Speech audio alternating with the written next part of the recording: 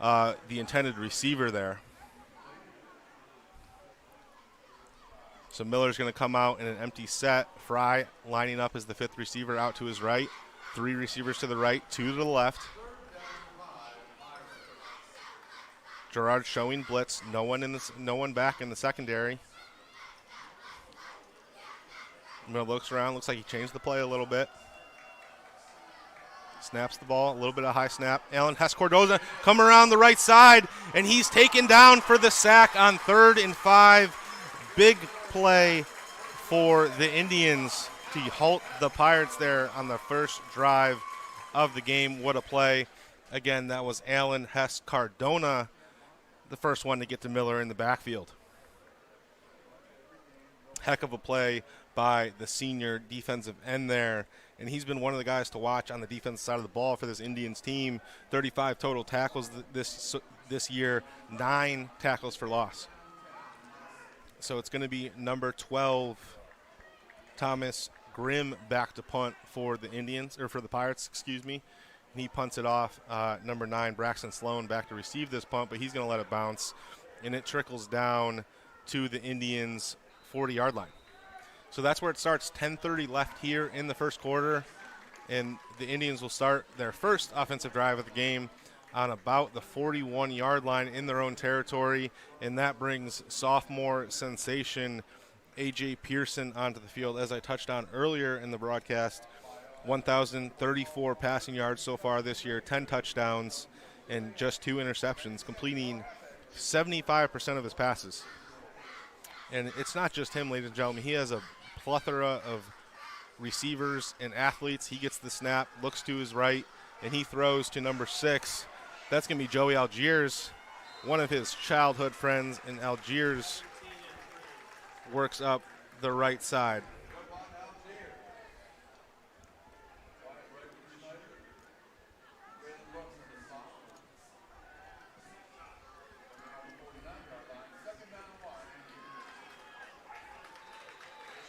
And Algiers goes, or that was Pearson on the carry.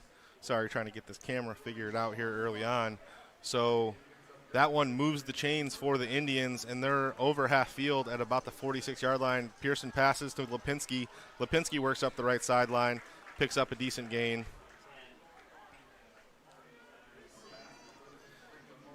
And the Girard Indians are moving about 2nd and 3, 2nd and 4 here for the Indians. Pearson in the shotgun all by himself. He's going to QB draw it right up the middle, picks up 1 or 2. Positive gain for the Indians. What normally is a dominant rushing offense, but going through the air here early a lot. Okay, Yoho, he's going to throw. He's looking at the end zone. And he's got a man. This one's caught. Touchdown, LeBray. A 18-yard touchdown pass to Dylan Bate, and it's 6-0.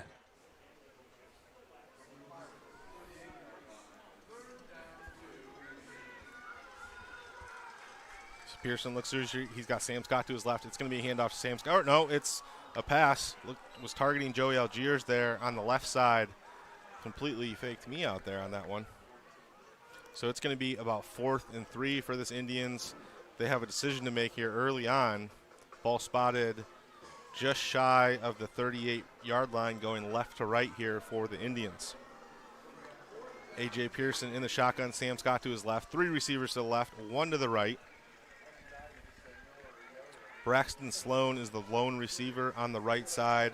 And you have Jaden Wade far left, followed by Mario Lipinski and Joey Algiers on the inside slot. And Pearson's going to run it, and he's not giving it up. He picks up. He could pick it up and see where the refs spot it. Hey, welcome in. It is the Audible Call. Mike Ackelson along with Anthony Hartwig here. We are at the Athletics, and a big shout out to the Athletics because of them. All games are free during the regular season, and they are our best marketing partner here as they back everything on the Audible Call. So gotta like that. Game's already underway here. Girard, they're at home tonight. They are taking on Garaway, and from there, we love special teams, right, Anthony? Yeah. So let's start it with a bang tonight, folks. We head to McDonald. taking on Jackson. That's at Jackson Milton, right? And Oh. gone. Whoa, Nelly. Gotta love it. How many people you think he made miss? I mean, The whole 11. everybody, 11. Everybody. And he tight-roped the sidelines. Great way to start the game for McDonald. Yeah, Love that. We guessed that this game was going to be one that was going Yeah. to be Get there quick. 'cause get it there could be quick over early and try to get there early. We have 26 games on the network tonight. Plus, we're around 28. I Yeah, believe. 28 total. Yeah, 28 total. Garfield and Conneaut are two games that we have on the YSN Live games page, but they're not through YSN necessarily. Garfield, their school boxcast, and then Conneaut is on YTV with YouTube. But you can find both those games at ysnlive.com. Good game. / Switch to, how about Louisville? Live They've Dash had Sports. a great start to this season, taking on Hoover tonight. We're glad to check them out, but boy, we got some dandies around. The NE8 games, Poland Hubbard. Poland Hubbard, Battle of Unbeatens. Yeah. It's kind of gone under the radar. I think everyone's talking so much about the eventual Poland South Range, eventual Poland Gerard South Range. You gotta They get through forget week that- 5 first. Yeah, they forget Hubbard and Poland are both undefeated in Yeah. this game. Absolutely. We also have South Range at Struthers. Yep, Struthers Gotta- trying to build some They momentum. need They've had a something- tough start to something the go their season. way, and South Range, since that week 1 blemish, has looked pretty good. They're looking for their 4 straight. Got the Rumble up in Trumbull County, Niles and Lakeview, but boy, there is some good games. Akron about- Bucko at Finch. yeah. That's a good game. How about One- Cheney at Canfield? Yeah, you got me on that one. Cheney always plays Canfield tough. Right. I think it's a matchup situation, but that is usually a slugfest, grind them out type of game. East Palestine trying to go 5-0 on the season. Yeah. They got 1-3 Southern. Yeah, big game. We'll definitely be checking that one out later. And Perry looking to get back into the right swing of things. What a game that is tonight. They're taking on Geneva. Their schedule has been a gauntlet. Yeah, I mean, like Kirtland last week, and then Geneva. It's yeah. No weeks off if you're Perry. But we look at things. Interesting matchup. I want to keep an eye on Trumbull County team, an Ashtabula team, Grand Valley, taking on Wilmington. Wilmington's a power over in Western Pennsylvania. That should be a good contest. Wilmington's only blemish on the year, Hubbard. So we'll see how that one goes. But again, we got some great games. We got guys all over the place tonight. What we like to do here on the Audible Call, we'll pipe in here and there where we have to, but we like our announcers to do the bulk of the work. That way we get to sit here and just watch games and have a lot of fun. Going to make a switch right now. We are headed to Crestview, the Rebels. Taking on Southeast. Yeah. The Pirates coming into town. Tony Perazio on the call. Let's see what he has to say. Southeast.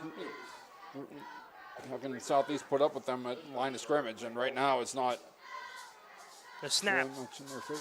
Nolan keeps it. Still on his feet. Touchdown, Rebels. A 9-yard run for the senior quarterback. And a 6-0 start. 7 of them are on foot. Braden Songer throwing for 70% of his completions. Also rushing 354 yards. And I think it's important right now for Hubbard. Like, you don't want to climb out of a hole. Like, they need to. Let's get in motion. Has Mihalis. Goes to Anthony Clark. Beats Kamara. Sweep to him. Up the middle. Touchdown, Eagles. Good first play for the Eagles. Good patience from Braden Songer. You know, he took his time deciding whether he was going to throw it or he was going to keep it. Because he's dual threat. He can do either, which is amazing for a high school quarterback to be able to do either. 2nd and 2 for the Eagles at the 23-yard line.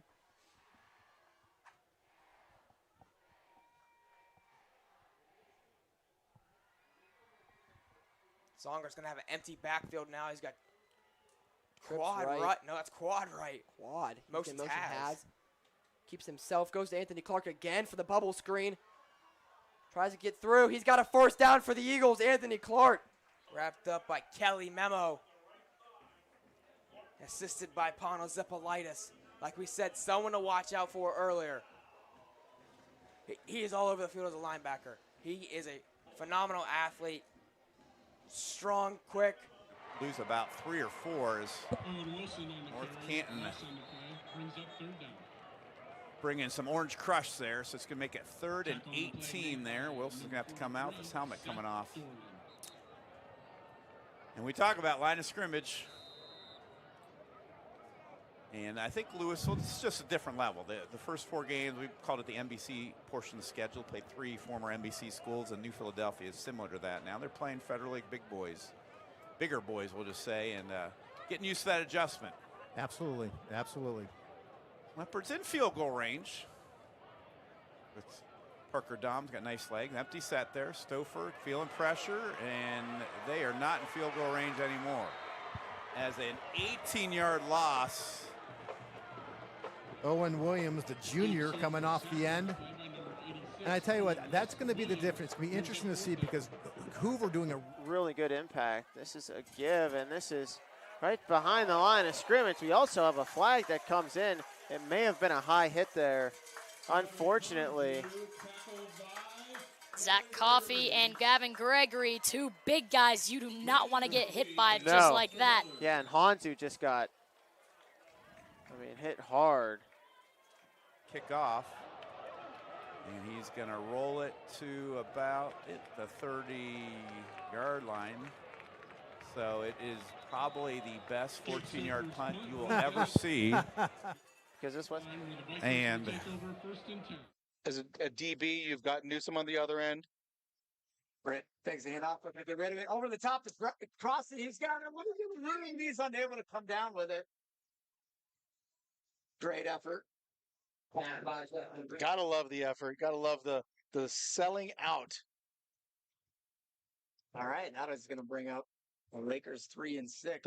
People you don't know who they are. Mango is 5'10", 255 pounds, and he was one of the players we were told to watch early on. Nice tackle there by Mr. 44.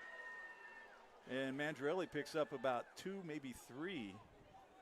Danny Mangiarelli, the ball carrier. We'll have to get a hold of the Latonia 22, coaches maybe number halftime, see who these gentlemen are. Cause tell you what. I apologize. Yeah, we'd love to get your name out there, but we don't have them on the roster. That was a nice play by. He's made a couple. Yeah, Mr. 44. Fight that block off and close it down. All right, so 2nd down and 8 for the Clips. 7:16 to go here in the first quarter from Columbiana. Week 5. Number of different guys as well. Ryan Mitchell and Ryan Smith, their 2 lead backs, but we'll also see a number of other guys get some carries in this game. Alex Battaglia, Ray Vodhandel, and Victor DiMarzio. Some of the other names to keep an eye out for. The give goes right. Ryan Mitchell gets the first carry of the game, and he's got a running lane out to the 40. Makes a man miss. 50, 40, 30. On the first play, Ryan Mitchell, 78 yards. Touchdown, Spartans. How about that for a start for Boardman? Their defense gets the turnover on downs on the very next play. Ryan Mitchell, a 78-yard house call. Oh, Mangiarelli over the right side gets down to about the 18, 17-yard line. Number 22. He is brought down by ball carrier, and Wyatt Johnson, number 44. Wyatt, 5'11", 185-pound senior. Sandon Bull right behind 22. I'll tell you what. I don't know. I haven't talked to him since he was in 6th grade. He was one of the quietest kids I've ever had in class. Those are the kids you got to worry about. Yeah. Those are the ones you got to worry about. Absolutely. So sometimes those are the toughest. I had a kid, I'll tell you after this play here. Reynolds is going to move to the other side of the formation here. Gives to Roll again. Looking for a cutback, and it's not there. Just a little counter there, counter tray action, guard and back. Following, again, Reynolds, 22, and Lakeview does a good job kind of gobbling that up. But anyway, we had a kid about 10 or so years ago at Hubbard, went on to play Division I football at Toledo. Kind of got a bad rap, for playing through. It's got to be his 3rd or 4th reception already in this game. How about that for a quick 10? Yeah, no, absolutely.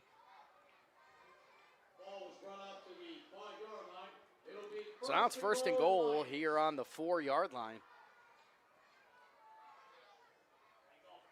He's bouncing outside, and he is going to bowl over the defense into the end zone. E.J. Dowdle on a 5-yard 10 or so years ago at Hubbard, went on to play Division I football at Toledo.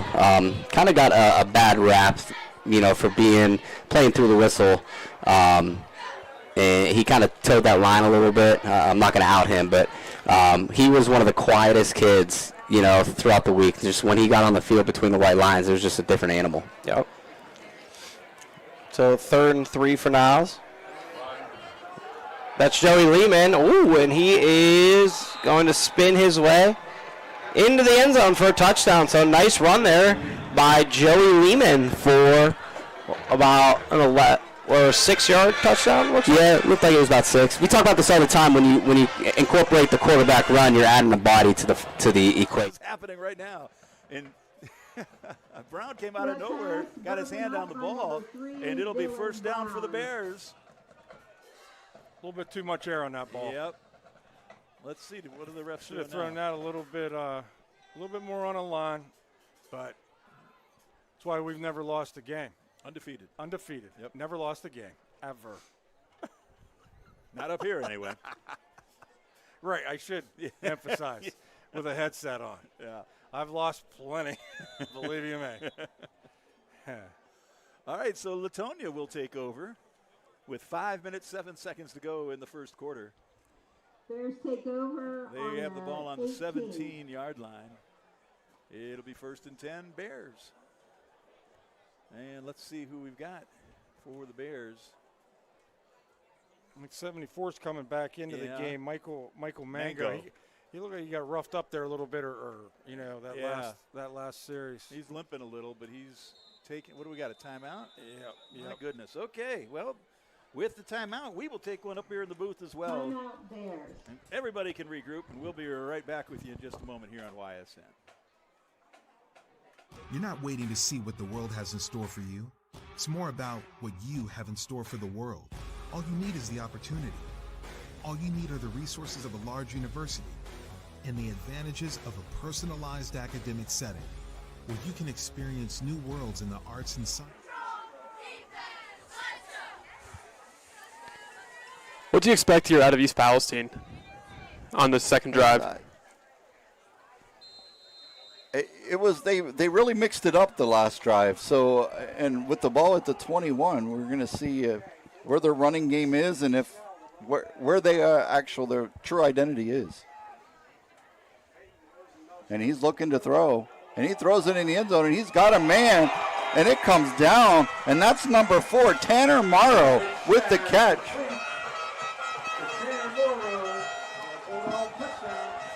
So Clark Rutledge looking really good out there as he passes it to the sophomore to the junior. 6:25 remaining in the 1st quarter. The East Palestine Bulldogs are up right now 13-0, and as they come on to kick the extra point. Extra point attempt is good. Bartell's PAT is up, and it's good. 6:25, 1st quarter. And it's 6:25 remaining in the 1st. East Palestine 14, Southern Local 0. We'll be back after this short break.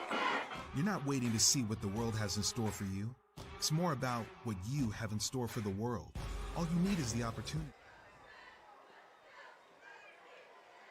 Yeah, 2nd down and 9 as this clock continues to tick away here in quarter number 1. Looked like Cooper Miller in there as well, but a great job by the Quakers of staying disciplined there on the 2 fakes and then not falling for it as Foster tried to make his way up the middle.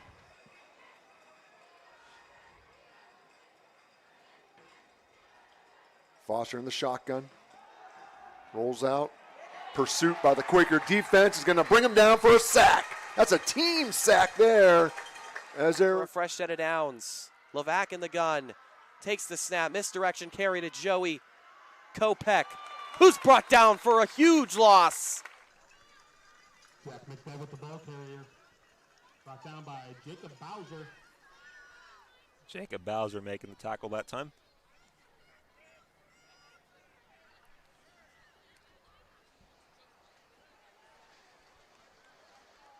So no gain there. It's going to bring up 2nd and 8.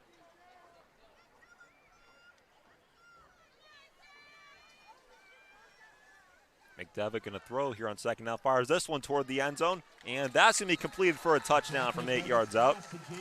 It was J.J. Fischel on the reception that time. 7-6 ball game now. McDonald chance to tie it up.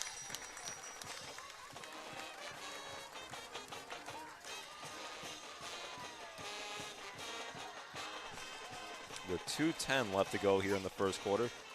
Gavin averages per game. I mean, he's a tough guy to bring absolutely. down. I mean, you got to aim straight for the knees for him, unfortunately. He's had a couple of just stiff arms, Oh, and yeah. then he takes it for about 50, 60 yards. He had a big one against Struthers. Right. Then he had the real nice catch last week on 3rd and long against Cheney to really set them up in position to go win that game. Hurst, quarterback keeper, and he is tackled from behind. Gained about a yard on that play. Gavin Swagger, the senior for Howland, on the tackle. Swagger.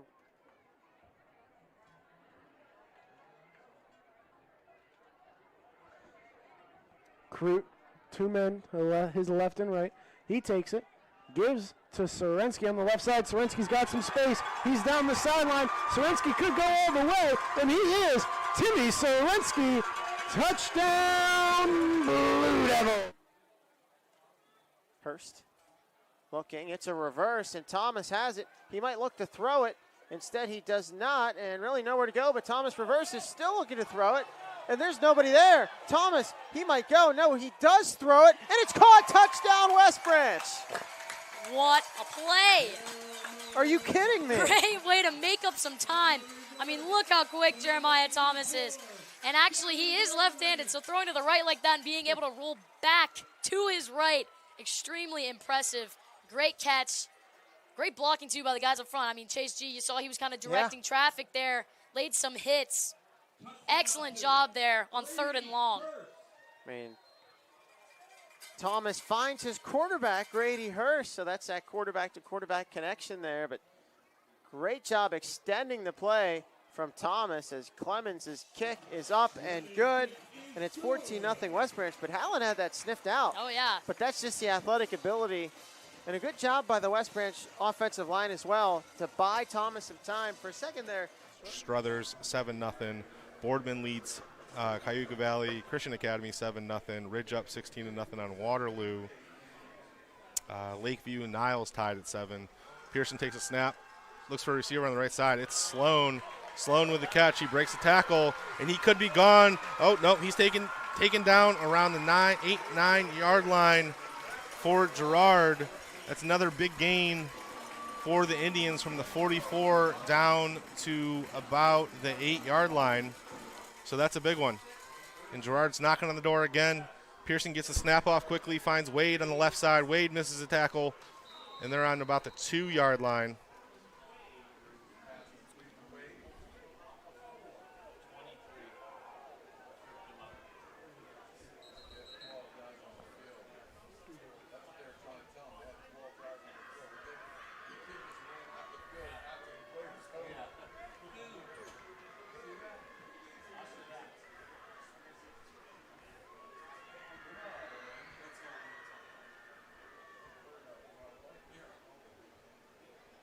Different look, you know.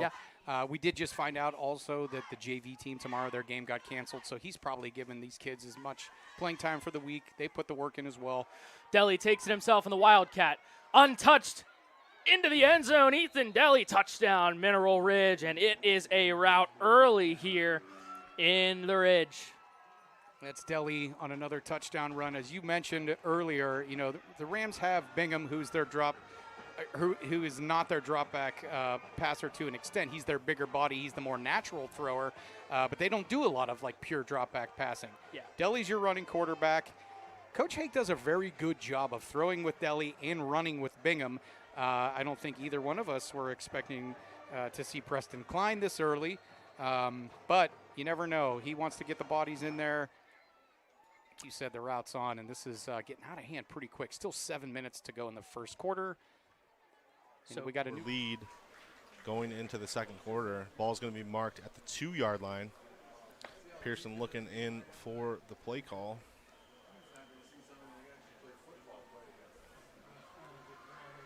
Still looking at the sideline. 3 receivers to his left. 1 to his right out wide. Braxton Sloan's going to be by himself all the way to the right side. Scott comes in motion. Flag on the play. False start on the Indians. So that's going to back them up a few yards.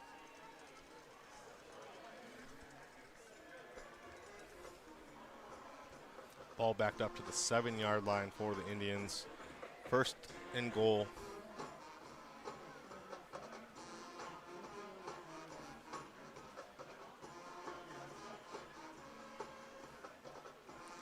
They're going to let it tick down to the end of the first quarter. Girard leads 7-0. And we'll go to a quick break. Are your windows letting in more than just the view? You're great. Oh, yeah. Going for 2. Okay, coach. Okay, coach. Snap. Direct snap. Oh, No. Coach, do not call my number.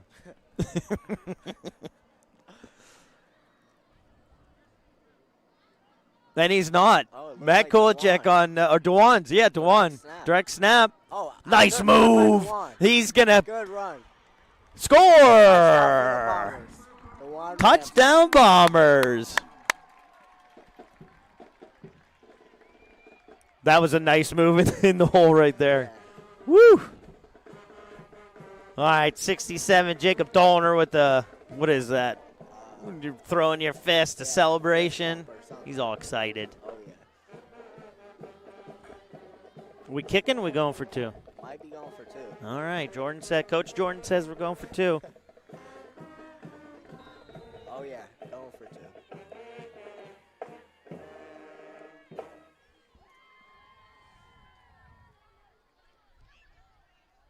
Brian's under center. Hand off to Alex I. He gets it. All right, Alex I for 2. We'll go to commercial with the Bombers up 8-0. At Sheely's Furniture and Appliance, you can afford to be yourself. Family owned since 1952. With one of the largest showrooms and in-stock selections in Northeast Ohio, you are sure to find pieces to make your house your perfect home. Shop with confidence with our everyday low pricing, price match guarantee, and free Side Jared Niederheiser as Beaver Local looking to get on the board here as they have a 3rd and 11. And it's going to be another passing play, another flag, a ball thrown into the end zone, incomplete. Pass intended for Peyton Cowdery. But I think it's going to be a hold against Beaver, and it is. Another penalty against the Beavers. We said we were going to keep track of flags tonight, Jared. What is the count now? I believe it's all against Beaver Local. It's currently 3 apiece. Oh, really? Well, it was 3-0 Quakers. Now it's been 3 in a row by way of Beaver Local. Beaver Local has got 3 on this drive alone, Matt. I mean, you know, we saw 2 holdings and then the sideline warning, so they're starting to play a little bit behind the chains, which is what we talked about Salem wanted to stay away from.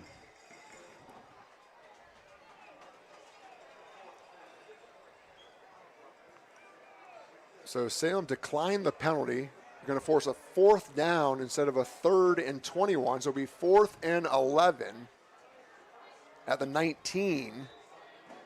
And the field goal unit is on the field. But a 36-yard attempt.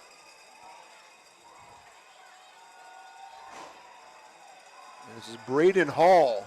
And it is blocked. Didn't even have a chance. No. The field.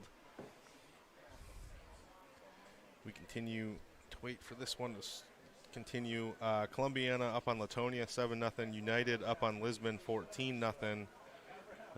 Springfield and Camel tied at 0 after 1. Western Reserve up on Lowellville 14-0. So Pearson in the shotgun. Sam Scott to his right. 2 receivers to his left. 1 to his right. Pearson fakes it.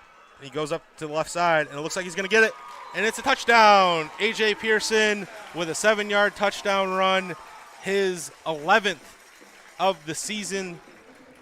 And the Girard goes up 2 scores here at the 11:54 mark of the second quarter.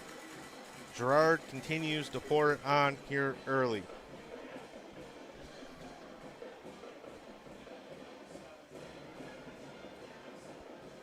Heels. Maybe even the balls of your feet are in your own end zone at this point. They might as well be in the church parking lot right now. That's how close they are to that end zone line. So a lot of, this is a big situation for Struthers. They need to get it moving forward. Pastella stands in the U of Struthers. A little bit of a movement. And trying to get out of the end zone, stacked up. He's going to get trapped, and this should be and will be a safety. There's a play you don't get to see very often in football. Yes. Safety. So the Raiders go up 9-6 on Struthers. And now we're going to go somewhere, Mike. We had this blocked field goal, but I never in my millionth dream imagined that what was about to happen. So we went off of it. So we're going to replay this blocked field goal. Okay. But wait until you see what happens And that's after what we it's like blocked. to do. It's an audible call. It's Omaha. Omaha all the way around, Scotty. Radar. All right, so we will set it up for you. Beaver local, trying to get on the board. Start of the second quarter as they set up for the field goal, and we'll let our announcer take it over from here. Braden Hall, and it is blocked. Didn't even have a chance. No flags on the field. And now Salem said, we're going to bring this back. They never called the ball dead. Here we go. Could Salem bring this all the way to the house? To the 10, to the 5. It's a touchdown for Salem. Braden Van Dyne, did he do it? That's a crazy play because here's the funny thing. You block it, everybody thinks the play's over. Beaver local's kind of walking off the field. The Salem guys are kind of like, what do we do? What do we do? And somebody scoops it up and the crowd shots are going crazy. Right, even the producer thought the play was over. I was waiting for somebody to say, the band's on the field. But, wow, what a play. What a way to get a touchdown for Salem in that game. Mike McKenzie, shield your eyes. Oh, yeah. I'm sure he's watching that one. Lots of good action, some good games around the valley. Got some that are getting lopsided pretty quick, but, boy, we got some good games going on. South Range, Struthers, and the Raiders right back at it. After they get a safety, you get the ball back. It's a big drive for the Raiders. They score here, they could go up by 2 scores. Let me go back to Salem.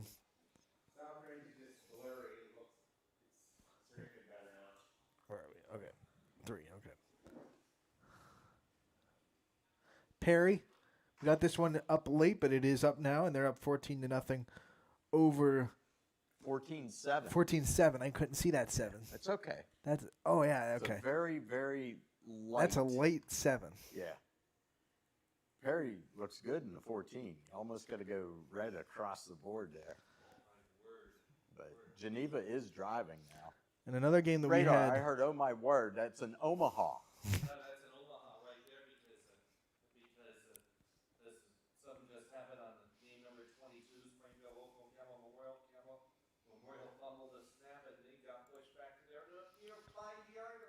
Oh, wow. We'll get to that. Another get to game that that we one. had technical issues to start that we now have live is the Canfield Cheney game. And just as I did that, the cameras we'll break away having from some issues, so we'll just go right Another to commercial break. back to 3. Yeah, we'll just stay there for a second. Can update you folks. Wilmington leading Grand Valley 21-0 in the second quarter, and the Hounds are driving again. And again, we are brought to you by the Athletics here on the Audible Call. Lots of action around. We have 28 games total, 26 on the network. We've got a couple that we're going to grab and show you here in a little bit, but lots of good stuff, and that's the way we like it. And all of a sudden, we may want to get to game 26, Mike and Anthony, because it looks like the Hounds are about to lay the hammer down on Grand Valley again.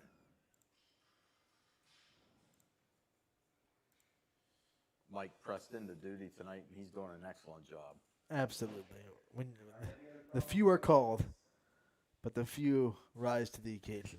Yes. I'm waiting for him to start rattling off stats to us because that's my favorite part of the night. Mike's sitting there. He just gave you like the. Of course, you take the timeout. That's a quarter in the jar. That's. We haven't done that in a while. That is a quarter in the jar. Big game tie up at Austintown Fitch and the Falcons. We'll pump the announcers back up. If anything big happens, we'll get back with you. And another high punt. This one pretty good. The ball comes out, and it looks like Beaver recovered. The ball came out. What a gift.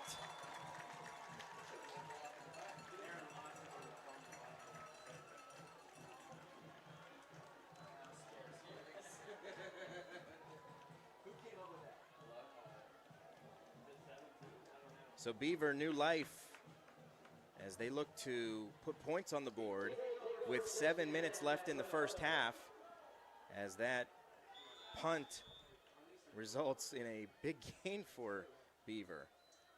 They hand the ball off to Justice. He gets snuffed out, has nowhere to go, gets blown up for a loss of 3. It was number 11, Lucas Jerevac, the senior. Edge rusher just jumped on him immediately.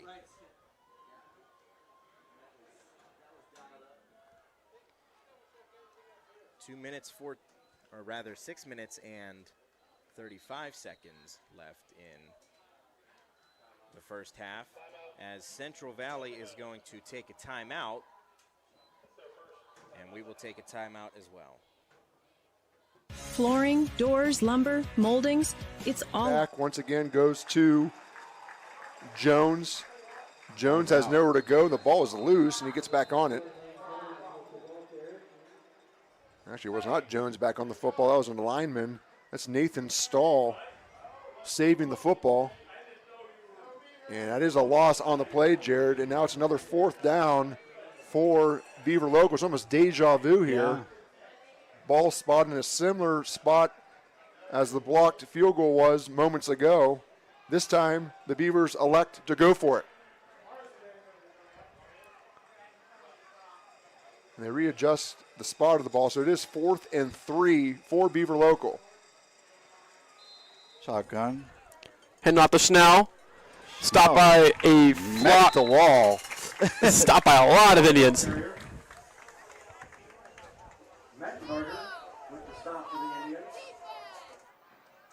McElhaney in the backfield. The snap. And how about this fake? Oh, what a play call. Touchdown, Rebels. I mean, that was just a beautiful play.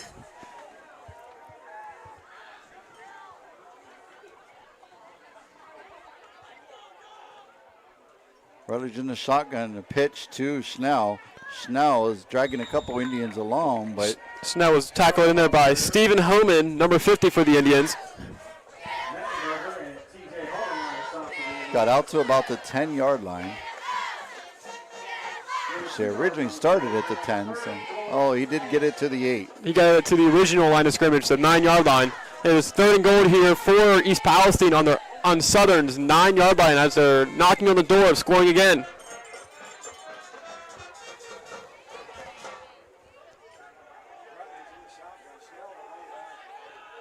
Schnell the lone back, 2 receivers at the top and 2 at the bottom. He looks to pass. Touchdown, East Palestine. That was number 4. And that's the Tanner Morrow. For the 3rd touchdown of the night to make the score right now, 20-6. 8 from the 8-yard line, 3rd and 8, and he makes it score. So that's his 2nd of the evening for Tanner Morrow. With 8:19 remaining, the Bulldogs go up 20-6 over the Indians. Extra point attempt. Snap is back. Kick is up. And it's good. So East Palestine Bulldogs 21. Southern Local Indians 6. Go in the half. Do we get another hound sled here, Scott? I don't know. I mean, that's what they like to do. They've got that big offensive line. It's worked for them down there. One touchdown already. Also got a first down. See what happens. I think they are. You see how tight their splits are. Got to load that box up, Grand Valley. Oh. Kettering forces his way in. Nope, check that, number 17. And that's Freddie Zettner. He takes the quick pitch from Miller inside to give the Greyhounds their fourth score of the day. 6:59 on the clock. A 2-yard run from number 17. Mash up on the outside, number 3. He's got One-on-one. lots of room out there on that corner, although they do have a safety.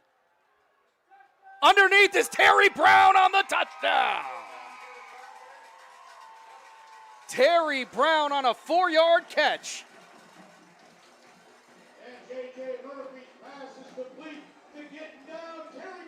You know, that's just another Murphy pass underneath. Great ball right to Terry, you know, who has great hands and just able to go out and make plays.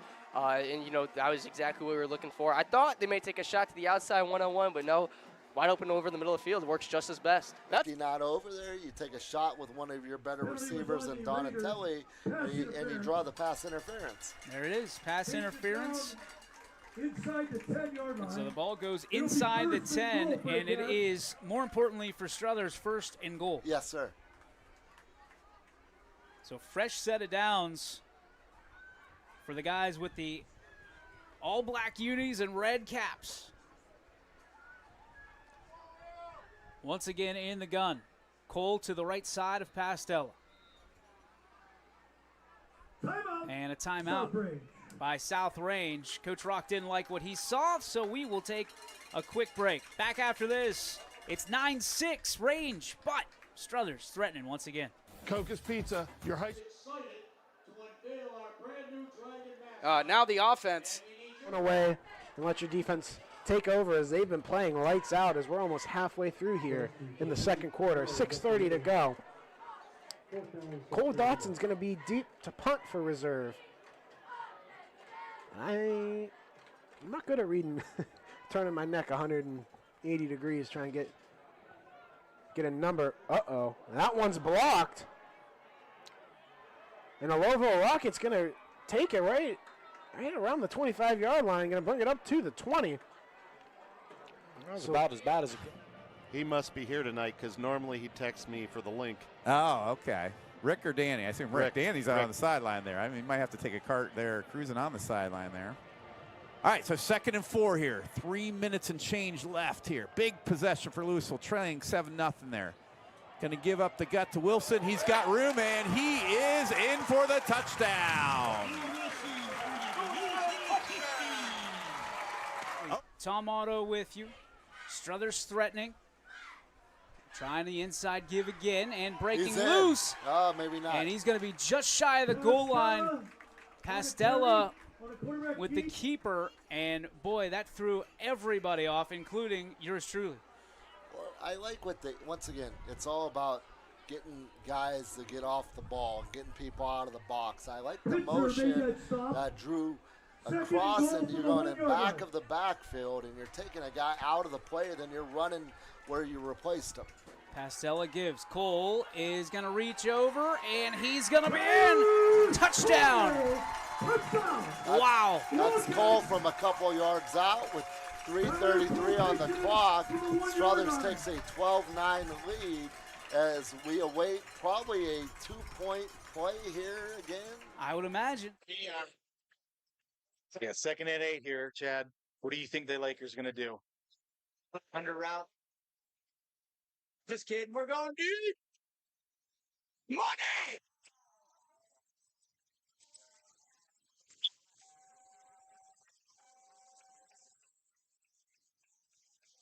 I ain't smoking. How many weeks now?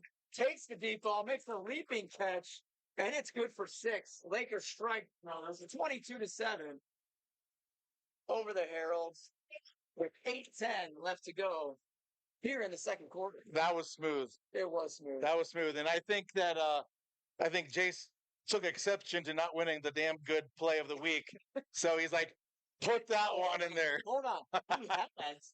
and he still has yet to claim his awesome Russell's Hat and gift card. I have to make sure that he gets it. But I haven't seen him since week 2 or 3. That was Great nice. play. And, you know, it's good to see Britton roll out to the opposite side and be able to get a good ball and just put it up to his receiver and let him make a play.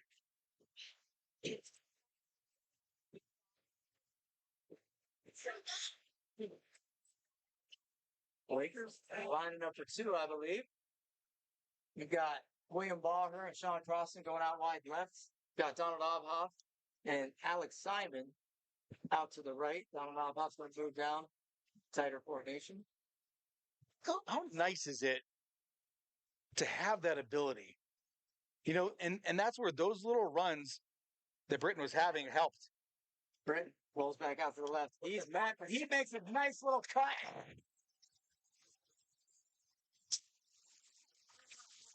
Seven. Lakers lead St. John Heralds. Chad, the keys to that drive were Justin Britton scrambling, being flush out of the pocket, but picking up the yards, picking up the 7, 8, 5, 2, 10-yard runs that forced the Heralds to have to respect the mobility. Yeah. And on that play where he rolled left, you saw the defender, you saw the DBs come up, and you have to pick one or the other. You're going to tackle them, or you're going to depend on your safety. And unfortunately, he put that thing right on the money. Yeah. That was a sensational throw and catch, and those two have developed in quite a tandem. Chase Faulkner has to be absolutely loving it. It has to be. Listen, my man was the second in the county leaderboard. He's like, nah, that's not good enough. We need a top spot.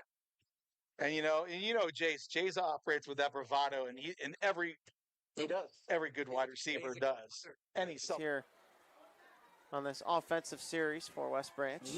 This drive has been tough to get going so far, as you're right. I mean, that is their second one. And that time it's a legal procedure, which again, another one of those penalties that you don't see called a ton. But right now, 5:22 to go. Howland's sticking in this game, only down 14-0. Hurst dropping back. He's flushed. He'll just run it himself. Grady Hurst, all kinds of room to run, and then out of bounds. Well enough for West Branch, first down. There's that agility by Hurst. I mean, you see him tuck the ball and go. And as we said before, I mean, you know, he's a bigger guy, longer legs. I mean, he just got down there in the blink of an eye. Yeah, Hurst, as soon as he caught that edge, I mean, he just turned on the jets. And well enough for a Warrior first down. So 1st and 10, 5:15 to go. Ball spotted at the 40-yard line.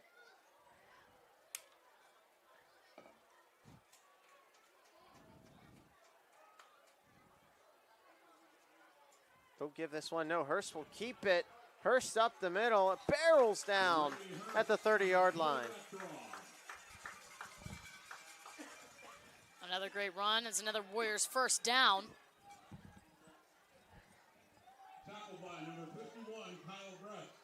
Kyle Bress, number 51, in there on the tackle for Howland.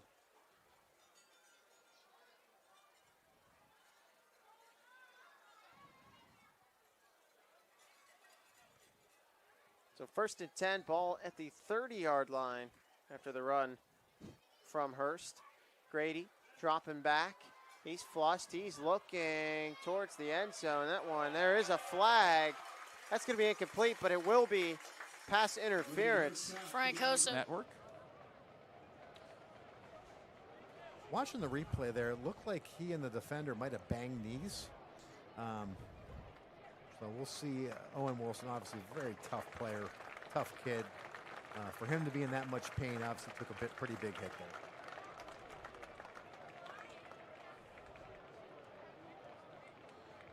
So quickly back in action there. And Packett, our longtime Louisville trainer. They might give it to him. We'll see what the official call is. Yeah, they're actually going to pick it up. I think that is the right call. I would have to agree.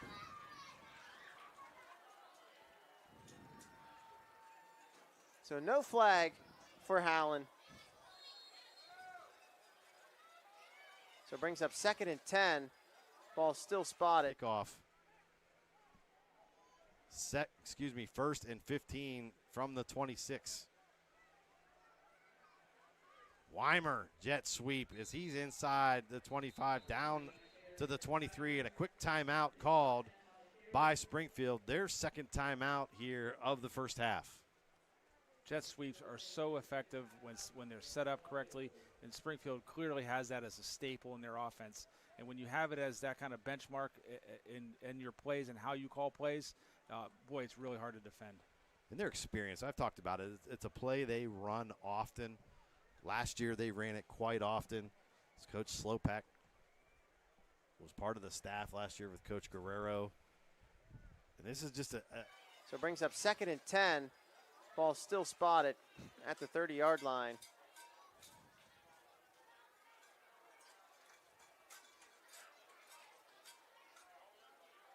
Did they get? No, Howland did a good job. They almost jumped A lot offside. of them, too. Yeah. There's about 3 or 4 of them that they just got back in time. Hurst looking over towards the sidelines. 1 receiver to his right, 3 to his left. Hurst will fire out of the backfield. Oh, Gavin Marshall, one-handed catch. What a catch there. Turns by around the just in freshman. time. I mean, that's why they're excited about him, because of plays like that. And again, he's a guy that he'll do anything you ask him to do, and he just plays extremely hard. He's another workhorse for the Warriors here. I mean, they're happy to have him on this offense and happy to have him for another 3 years, of course. I mean, he's excited to be a part of this program, too. I mean, again, with it being youth night, you kind of foster the youth and get them excited about the program. And he's one of those guys you've watched come up from middle school, and it's exciting to see him underneath these Friday night lights. Absolutely, and I know as he'll get the carry here, Gavin Marshall to the outside, and he is thrown down. But Gavin. Gain of 4 yards for Monroy. What are we looking at right now, rushing the football for Cletus? 9 carries, 60 yards on the evening unofficially. Brandon Kana 7 for 48. So 108 yards combined for those two individuals on 16 rushes. Monroy talks to Kinsey there. Brings in a play from the sideline. They pitch it to Kana, who goes to the far side, now up the field, into the end zone for a touchdown. A shifty move there by Brandon Kana. His second touchdown of the night. And the Quakers get another touchdown. That's the second time they've run that pitch play, Matt, and that's the second time they've scored a touchdown on it. Same play they ran in the first quarter, except to the Fakes it to opposite Giddings. side. He's going to throw it up top, and it's intercepted again. This time he's going to return it.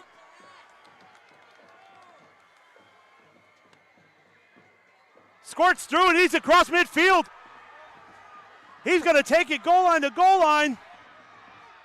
Brought down at the 1, this touchdown saving tackle. Wow, number 2, Chase Mitchelltree went up and battled for the ball at the goal line, kept his feet, returned it 98 yards, and almost punched it in for a score from coast to coast. Wow. What a play. That's 3 on the night for Stewart now. And that's got to be tough there. You know, you get your best field position of the game. You're within scoring range. Solid play call, just unable to execute, and it goes the other way, and they make you pay for it. Definitely. Wow. Wilmington's been great down here on this goal line, so now Wilmington's going to look to punch another score in. Mitchelltree just putting on a show offensively and defensively. And there, oh, fumble. And Grand Valley's going to go for it, but Mitchelltree again, Johnny on the spot, jumps on the ball. Mustangs almost could have made up for that one, but Mitchelltree able to fall on it.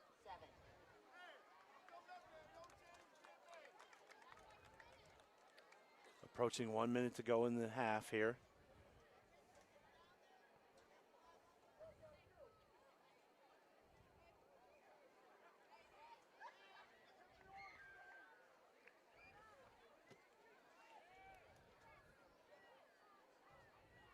Zettner wide, top of the screen, motion.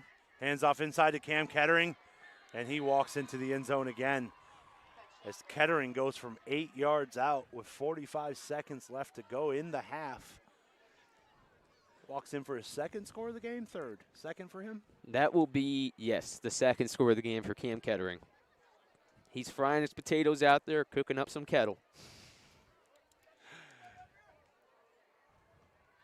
Number 7, Turbo, set to kick.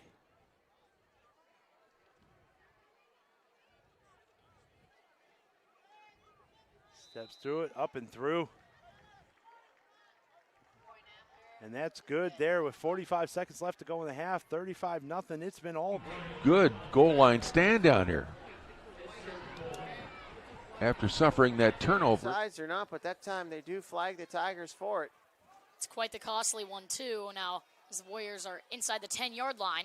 And West Branch once again enters the red zone. Brought to you by the Brick House Bar and Grill. Grady Hurst inching closer towards the end zone. 3:12 remaining here in the second quarter.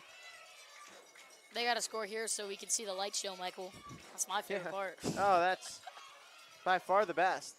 And again, the light show's even, it's way more cool when it's dark well, out. Right. You can just see it so much better. The other night we had a great boys soccer game here, scoring that game-winning goal. I mean, that was really tough. Yeah, they really loved the light show. Hurst on the RPO. That one is caught. Touchdown, West Branch. Oh, he's not on the roster. Oh, but that is number 21. Yeah, somebody got his roster or his jersey. There's a snap. And Running Clay did not get in, or did they? Well, let's see. They're going to Some have of the players, the refs are not signaling that. The players are.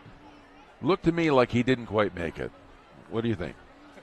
I think you may be right. Ah, they called it. Oh. It's a goal line stand. It was a really good effort on that goal line stand. And that's enough for a first down. I thought they were going to be a little short there, but he is a hard runner, and now we got 4 plays to go. Looks like to be 3 yards. And my favorite pass in this area, I used to pop pass when I was a freshman. I had a kid named Will Klusnick for my tight end. I'd give a little tug and a face mask. Was Rosales, and that's good for another Orange Lion touchdown. Baller at YSU. Oh, yeah. Yeah. I'd give a little tug and a face mask. He knew it, and I'd hit Will in the end zone for a touchdown. Goka takes a snap like to give, and it looks like we got a touchdown off the left side. Looks like they're going to give it to Gabe Miller there, I believe. We haven't seen much of Gabe Miller. Another hard runner. I mean, I will say this. We've seen a lot of hard running tonight from both sides, whether it's the bulldozer, Thompson for Cheney, or a number of backs for Canfield. And now we got a 14-13 ball game pending Goodrich's extra point here. We still got 2 minutes and 49 seconds in this first half. I'll tell you. There's a lot's happened. This has not been a boring game for you, no, buddy. It has not.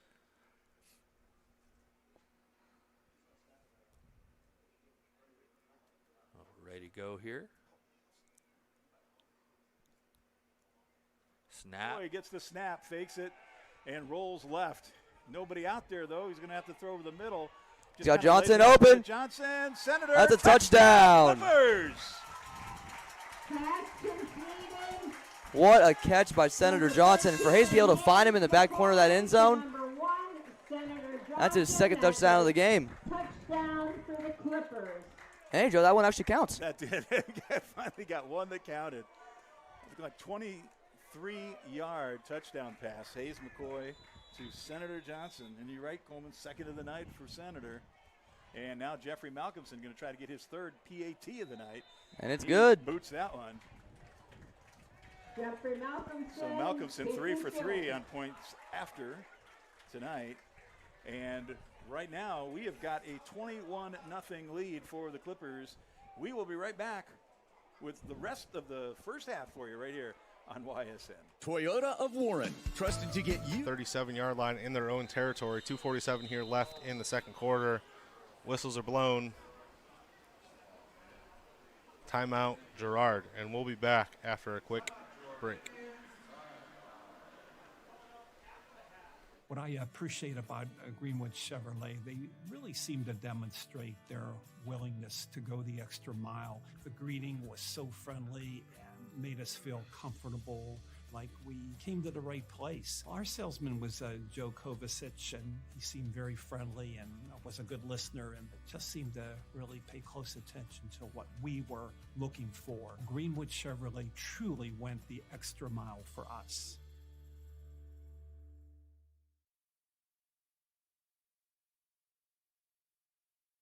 Don't be in a hurry. Get your guys a little bit of breather here. It doesn't look like that's going to be the case, but wouldn't be a terrible thing. You got 2 left. Get to your play call here, whether it's Q sneak or Q ISO, whatever it may be. They're comfortable giving the ball to quarterback Asa Lance. He's gotten you here. Might as well let him try to finish it off.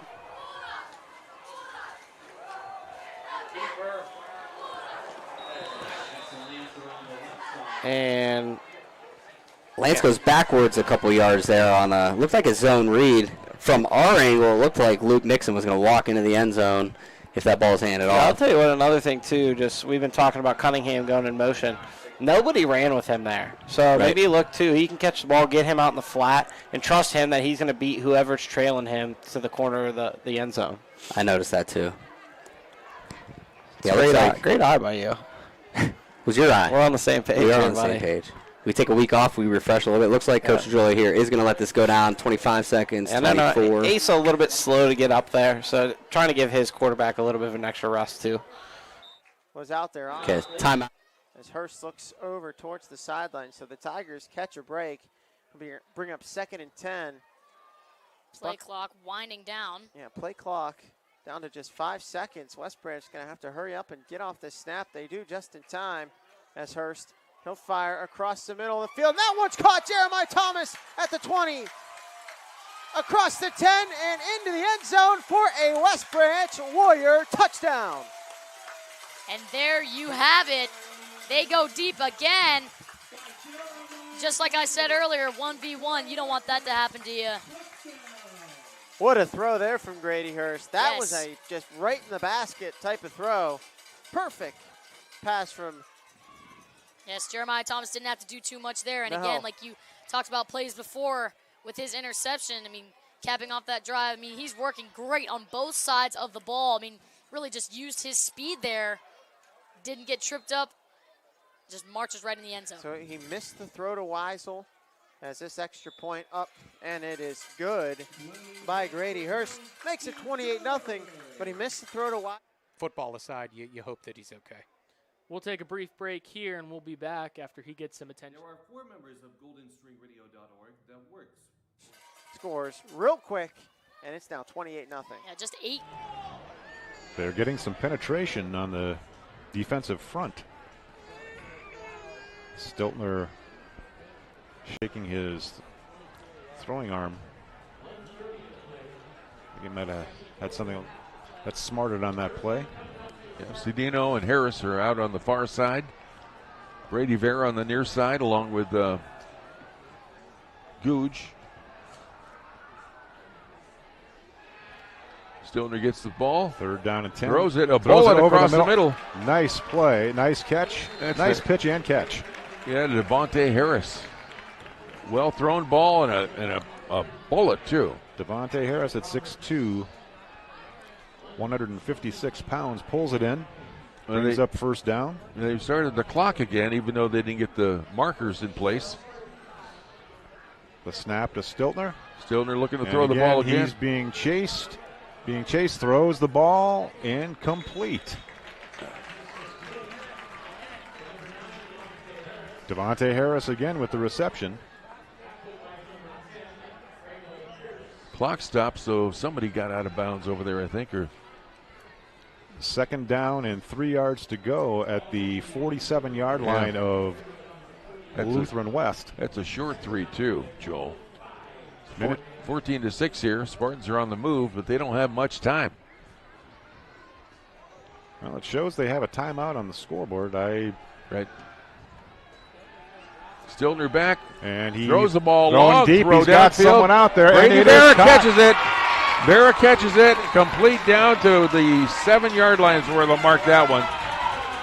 58.5 seconds left in the game, and Vera with a completion from Cody Stiltner for a major gain downfield. Spartans are on the move. Colby Stiltner stayed in the pocket, stepped up, and threw it. They got to do something here with the clock. And the Spartans are in business.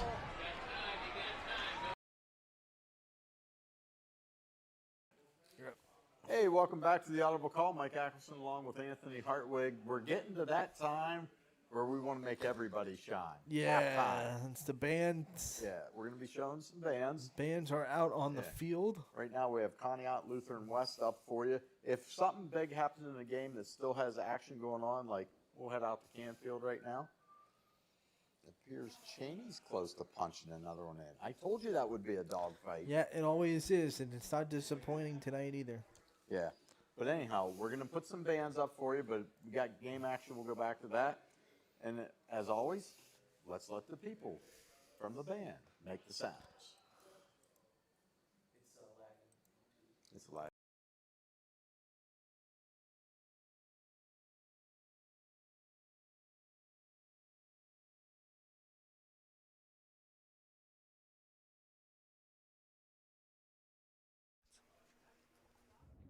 You call your agent. 28.9 seconds left. Yeah, you're wondering for opportunity-wise if they still got a timeout, you said, right? There's the snap. And it's a run play up the middle. Oh, real tough. He gets in.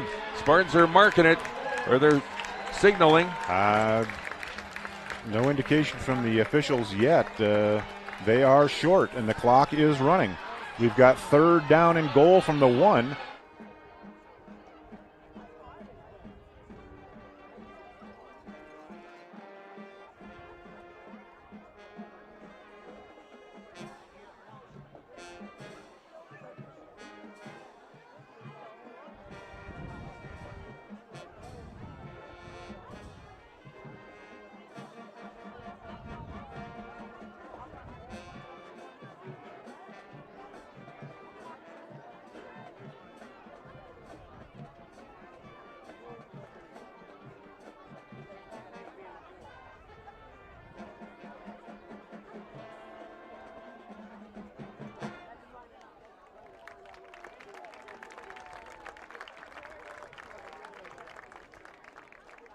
Mr. Antonucci, Mrs. Usofsky, and the Rocket Band would like to thank you for being such a great audience this evening.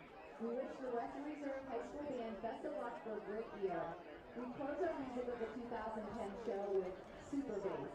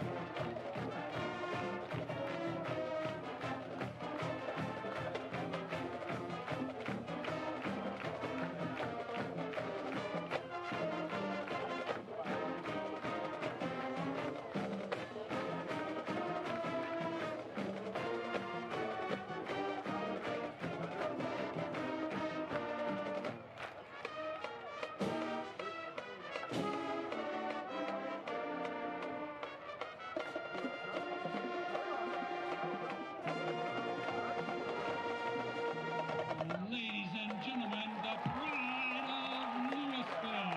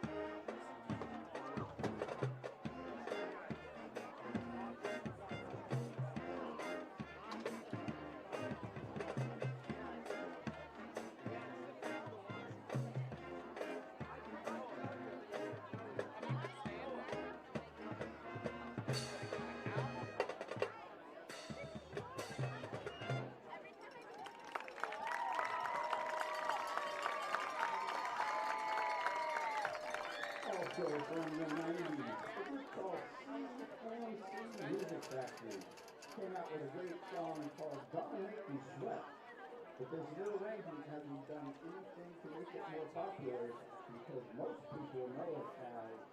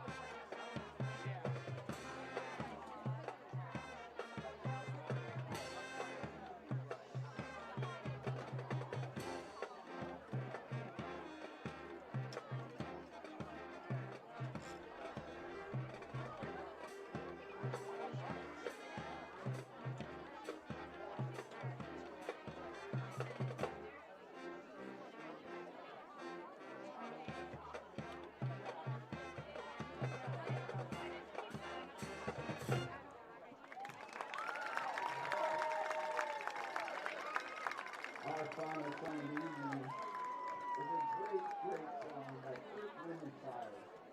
Has strong syncopation. It's very rhythmic. Moves from marching band feel to a concert band style and back again. It's a difficult arrangement that this band is ready to take on. Again, by Earth, Wind & Fire from 1979 called Be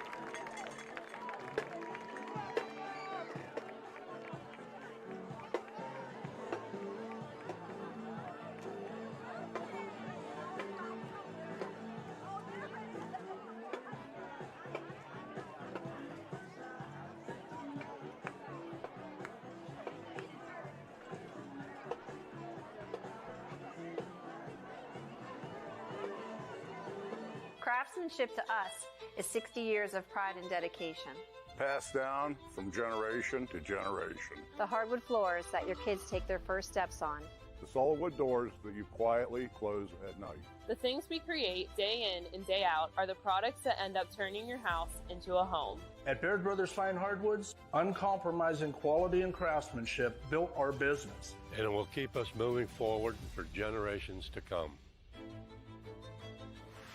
At Joe Dickey Electric, no job is too big or too small. We do it all.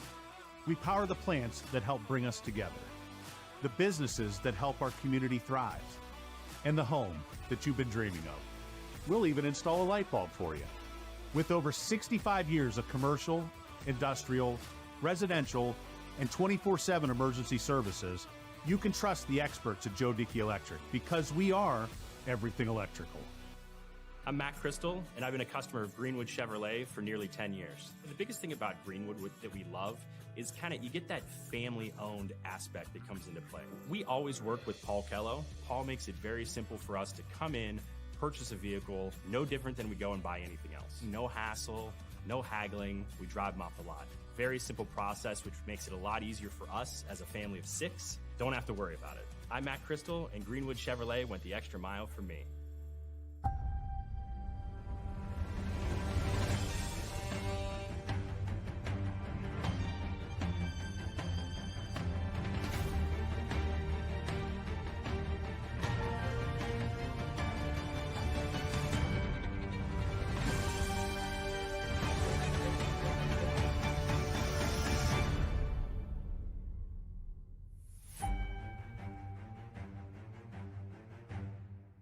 Are your windows letting in more than just the view?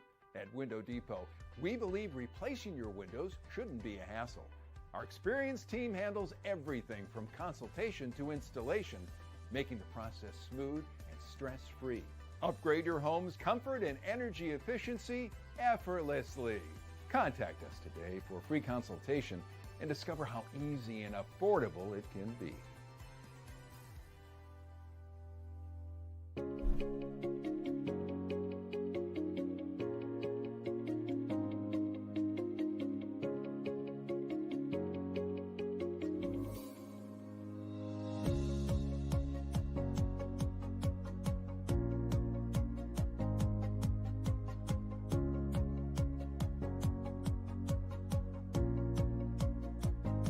Family owned and operated since 1979. How did you sleep last night? The ins and outs of everyday life can be chaotic. This is how every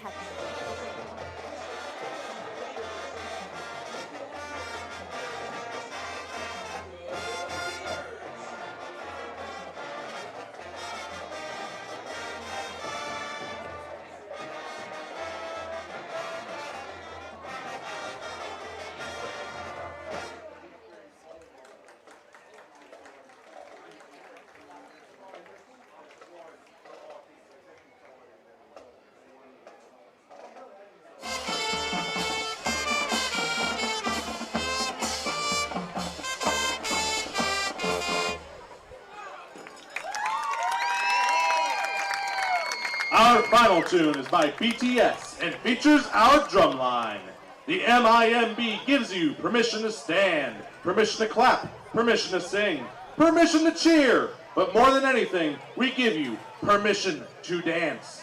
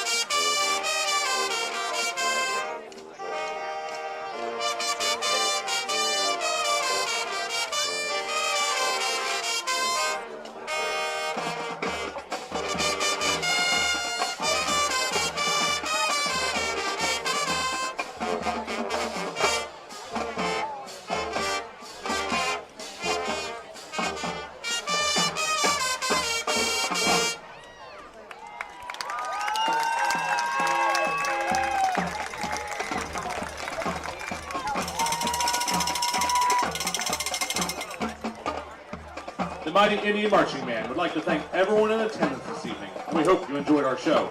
Just can't get enough? Catch our upcoming performances at the Minerva Glow Show and East Palestine Band Show. Thank you, and as always, go Tribe!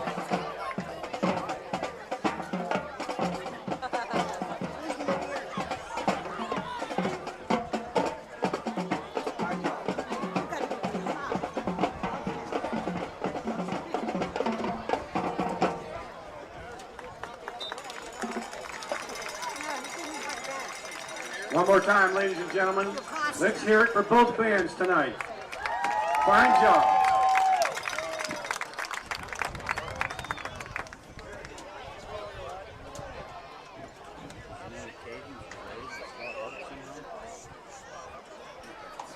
Bring out your game ball tickets. That's the blue ticket. 6 or 7.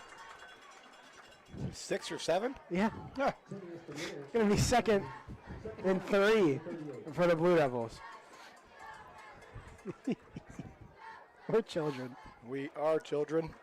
And that's the way to have fun when you get older. Well, we still don't know what it means, right? Yeah. I've been told it means nothing.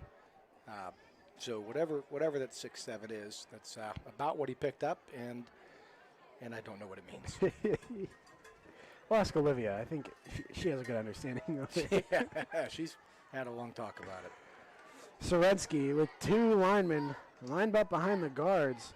He's going to push Nate Alexander by, and he ain't going to get anything. Back to the line of scrimmage he gets. Going to be 3rd down and short here for Sorensky and company. It's kind of looking like last week a little bit here. Going to run the legs off of him possibly here, right? So, I know they're down that quarterback. They got they do have a freshman, right? The only active quarterback, Wesley James, on Western Reserve's roster right now is a freshman. Coach Armini sticking with his guns that he's been rolling with all season when Dominic's gone down, and keeping with Sorensky. He's done a great job. Yeah, I mean he has really showed off his running skills. And he's going to take it up the middle again. He's got some room. Makes a man miss and is wide open down the middle. And he's going to get it to about the 20-yard line. Just like that, right? And that's what they like from him, yeah. Right? He's quick, he's shifty, and he's patient back there, right? Good enough for a 1st down. And Sorensky's every bit. I don't want a dog on the kid, but he's 5'4". Something. Yes. He's about 100, but he's big, he's thick, about 160, 70 pounds. Oh yeah, he's a hard runner. There's no doubt about that. Can't take that away from him. Very, very hard runner, quick, shifty. Dedicated in the weight room. He takes it up the middle again. Gonna get a couple. Gonna bring up 2nd and 7.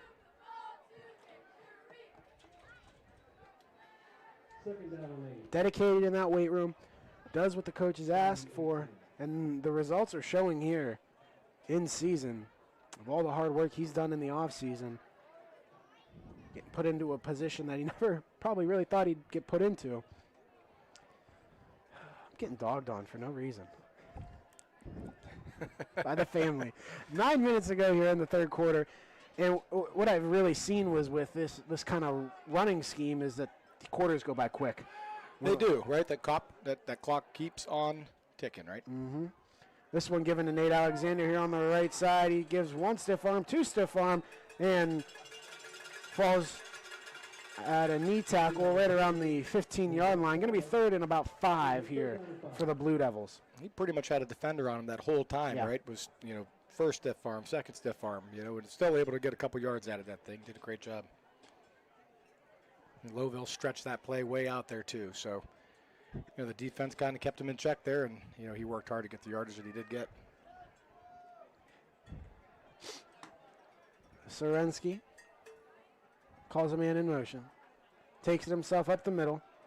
Making a few cuts. Going to get the 1st down inside the 10. 1st and goal right around the 9-yard line for Sorensky. We trickle 8 minutes to go here in the 3rd quarter. for the touchdown. So 5:48 left in the third quarter. North Canton, with their second touchdown of the second half, take a 20-7 lead. Good big boy run there by Jack Andes. Smelled the end zone and just got across the goal line. That was a classic physical Federal League drive there, and opposing your will. So Louisville, their backs are getting pretty darn close to the wall there. For the PAT, and Louisville jumps off sides. I don't know. Is this one where you just was pushing the ball down their throats and see if they take the free points, or are they going to try to go for two there? I see Coach Baum's going to keep everybody on the field there, just keep the momentum.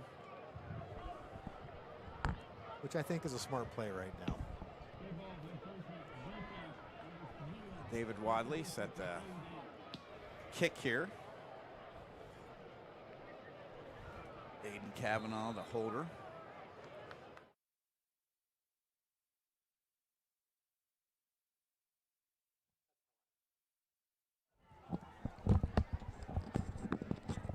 Sorensky breaks the huddle. 2 to the top of the screen. Sorensky takes it. Trying to get something, but he gets swung down from a Lowville defender coming around the backside, bringing him back, losing maybe a yard here for 3rd and goal. He had one guy on each leg and 2 at his upper body, right? So that first one was able to hang on long enough for the second part of that team to get in there and wrap him up the rest of the way.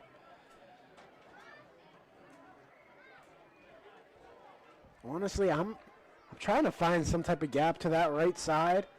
And if you don't get it, I'd send Alton Ramsey out there. The kid's worked hard at kicking. Yeah. He's a good kicker, right? They got to get a little bit of trust in him, a little faith in him. And you make it a 2-score game with that, too. Sorensky fumbles the snap. He's going to be short here, right at the 1-yard line. Now you got to go for it here. Yeah, this one here, it's. I don't think you could, in good conscience, no, do anything else but go for it. And they're going to go quick here. 4th down and goal. Sorensky takes it, running to the right. He finds a gap, and he's going to get in the end zone for a touchdown. Western Reserve scores on the Timmy Sorensky 1-yard touchdown, making that lead 19-7, 5:48 to go here in the third quarter. He started off.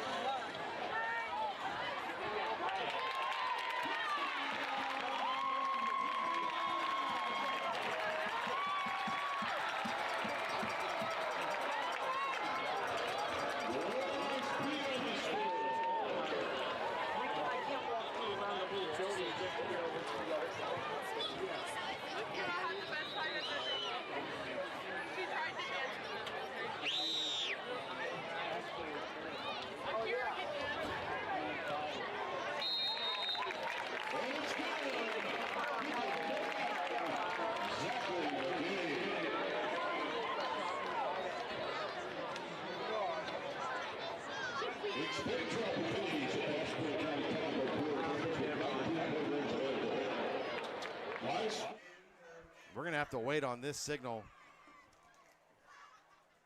and they're going to say it's incomplete. I have a feeling he knew it.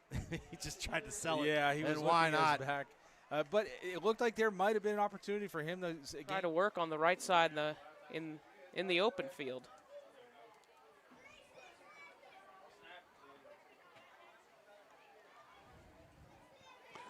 .936, second down and 10 for the Tigers.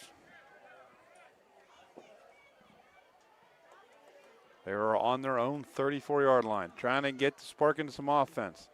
Last week they had their best offensive game, Clunch, will keep it himself, and he's tackled by a herd of Viking defenders. And it'll be 3rd down and long. And he lost about 4 yards on the play, officially 3 and 13. So now the Tigers are facing 3rd and long as they're trying to keep this game within reach. This LeBray defensive line has been getting a really good push right off the snap, and only sending 3, able to at least cause some chaos within the backfield of Newton Falls. That one broken up quickly. We'll see if they try to attack this LeBray secondary once again. All right, 3rd and 13, 8:52 to play in quarter number 3 between these Trimble County rivals. Claunch. He'll take the snap, rolls to his right. He's going deep. He throws. This ball is intercepted by the Vikings. It was intercepted by Dylan Bate. And Dylan Bate's going to return this down to the 10. And the Vikings are going to have great field position for their first second half possession as they will start in the red zone after the interception by Dylan Bate. As we change possessions, we're going to take a break. You're watching YSNLive.com. Want a new car? Yes. But have bad credit, no credit, negative equity, or bankruptcy? If you earn at least $500 a week, Ken Ganley Kia Boardman wants to say, yes, you're approved during our construction reductions.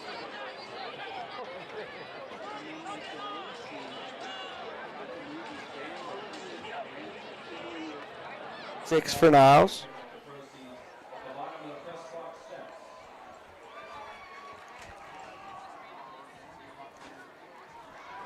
Play action flood route.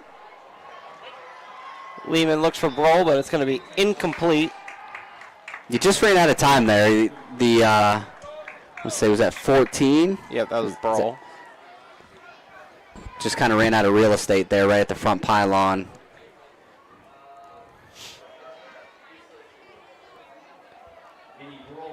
The field's only 52 yards.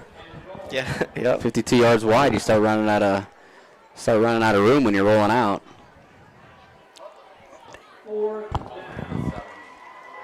Okay, 4th down, big 4th down for Niles here. Need a score, get some momentum back, stay in the game here. Pass up top. Oh, and that is nope, incomplete. That's going to be incomplete, so the Bulldogs will take over on their own 6. Yeah, so after a huge kickoff return to start the half, Lakeview does a good job after giving one first down, kind of bend, don't break like you talked about earlier in the game. They're going to take over on downs here, and like I said earlier, we've seen what they've been able to do, in their stack guy and like kind of that gun wing formation. They've been just having a lot of success on the ground, using angle, using quarterback Asa Lance.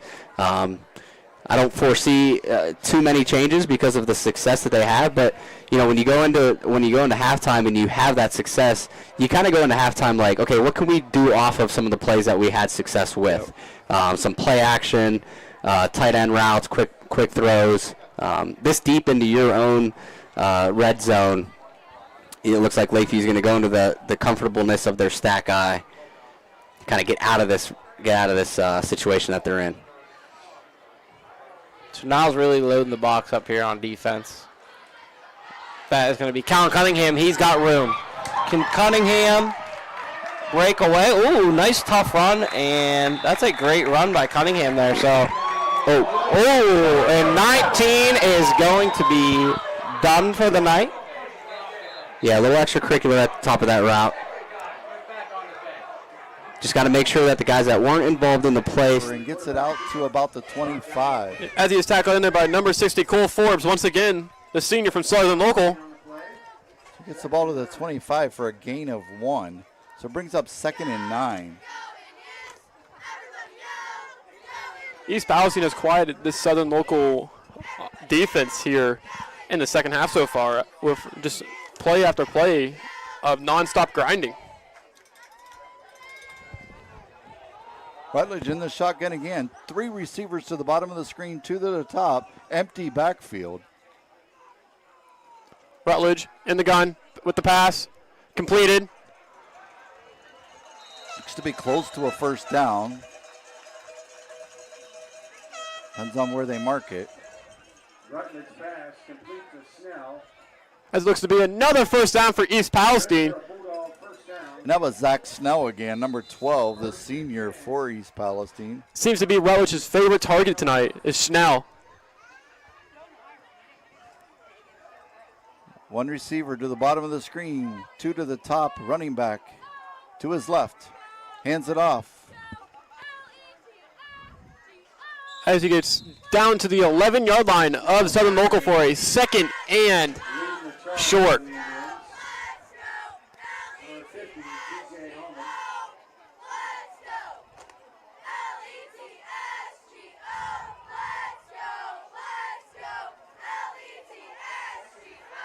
.7:30 remaining on the clock in the third quarter. 34-6 East Palestine. Rutledge tucks it away, calls his own number. He's running. He's trying to get to the corner. Touchdown, East Palestine. Clark Rutledge with the touchdown, calls his own number, takes the lead to 40-6.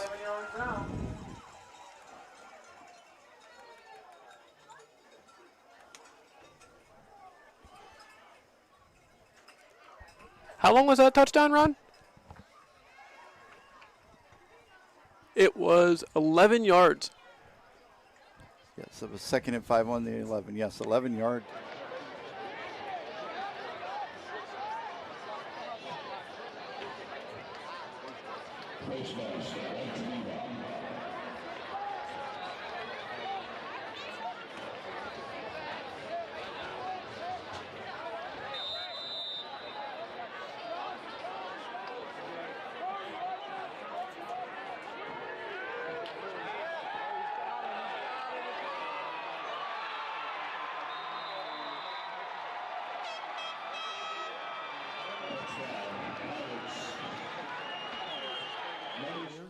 Lost a yard there, actually. DJ Osborne gets the TFL. And DJ Osborne.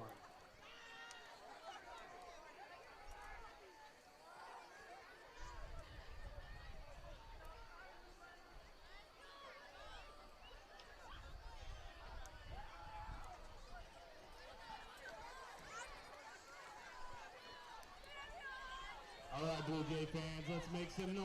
It's third. Green. You would have to think they're going to let him finish it off. Finish this drive off after the plays that he's come up with so far. It's only right to give it to the senior here. So Pearson's going to be in the shotgun. Scott's going to be to his left. Has Cardona back there as well. Man in motion. Pearson's going to take it himself. 1-yard touchdown run. The sophomore quarterback finds the end zone for the 3rd time tonight, and that makes it 41-0 Girard before the PAT. A.J. Pearson on a 1-yard touchdown run, capping off. Takes the snap. He'll give to Tommy Kopech, left side, first down. That time, the Royals easily get past the chains, down to the 4-yard line, 1st and goal.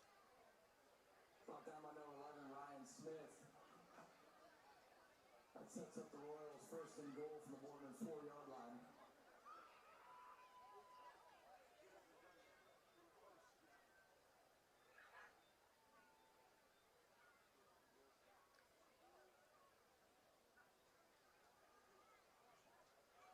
Again, the Royals running that play clock down just about as low as they can. 8 seconds to snap it, now 7. Inside 2.5 minutes to play in the 3rd quarter. Levac under center, ready to take the snap. He'll turn and give. Joey Kopech plows in. And the Royals go up 34-10. For the touchdown. From 25 yards out. Great ball from Kyle Puckett. Pass to Josh Crumpet is good for a Blue Devils touchdown. And how about the game Crumpack is having 2 receiving touchdowns and the punt return touchdown. Might have a Big Dog of the Week nominee right there.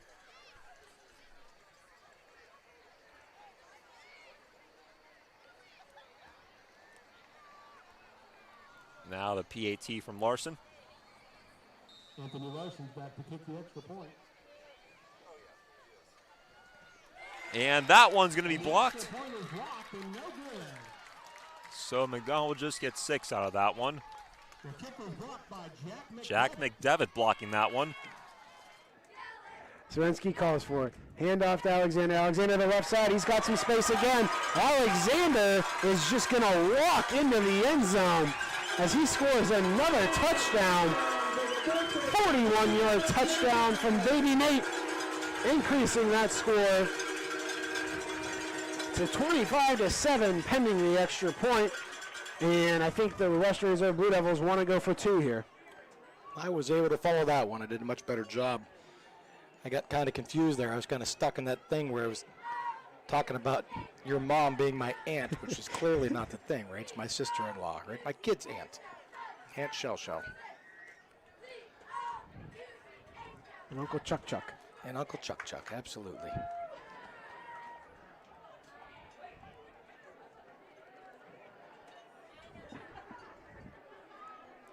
I'm sure my wife's happy that I'm up here. She doesn't have to listen to me screaming down there next to her, right? I got to. And this one, there's a flag on the play. And I don't think they're going to score.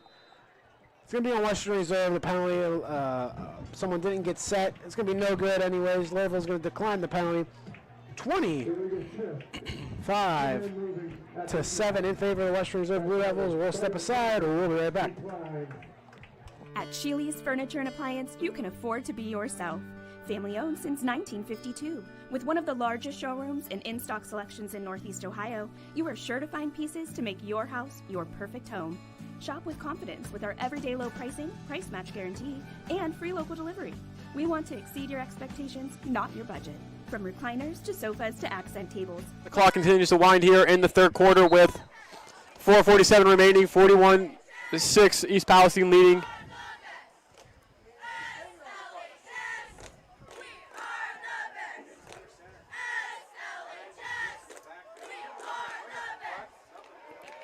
Handoff from Pitts to number 32, Malachi Wyan, the freshman, for a Southern local first down as the chains should be moving. They moved the chains.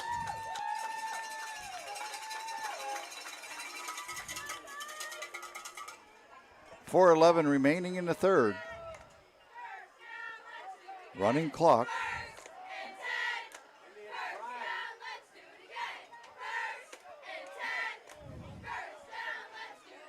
Pitts under center.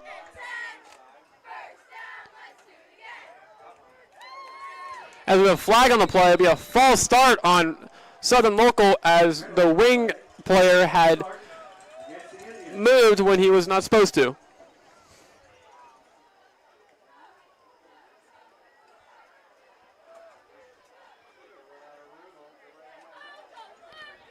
That would make it a 1st and 15 for Southern Local on their own, or on East Palestine's 43-yard line.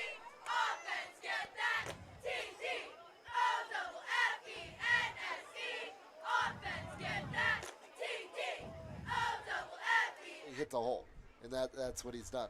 Pastella back into the game in the secondary. I believe Beck came in onto the defensive line as Struthers rotates some players here. 1st and 10 for the Raiders. In Wildcat territory. Toy calls for it, fakes the handoff to Starkey, and a little toss over the middle. Some running room, and taken up at about the 31-yard line, let's say. You mentioned the pulling guards of South Range. I thought the whole city of North Lima went that direction. And then let me drag in the tight end on a crosser after that. While the whole town goes one way, I'm going to come back in. I'm going to hit the dump that way. Whatever you do, just make sure you pick up some of that North Lima pizza. Wow. There you go. You had it? Oh, my. Not a sponsor yet. Handoff, Starkey up the middle, and some tough yards for the sophomore. Starkey on the carry. You may have had a couple pizza places a little upset at you there. I'm sure, but there is no bad pizza in Youngstown, I will tell you that. I will say that as well. It's so good you can vote on it. It's true. During COVID, we did that because there was no sports going on. That is going to do it for quarter number 3. 4th and final stanza of this one. The NE8s coming at you right after this on your sports network. Let's get to one of those pizza places during this commercial. Students come to Westminster with goals as this week. Next week, we're in West Branch. We've got a night game, and then we come home. We finally get to play Poland at home this year. Yeah, it seems like it's been a while. And success, shout out to last year's varsity team who won a state title So there's a lot to be excited about here in Canfield for the future of these Cardinals. Yeah, absolutely. I'll give a little shout-out to my son's 7th grade team. Yeah, They're 4-0. They've just been rolling, man. Yeah, he was talking to me earlier. He's all excited. And, you know, big one this week.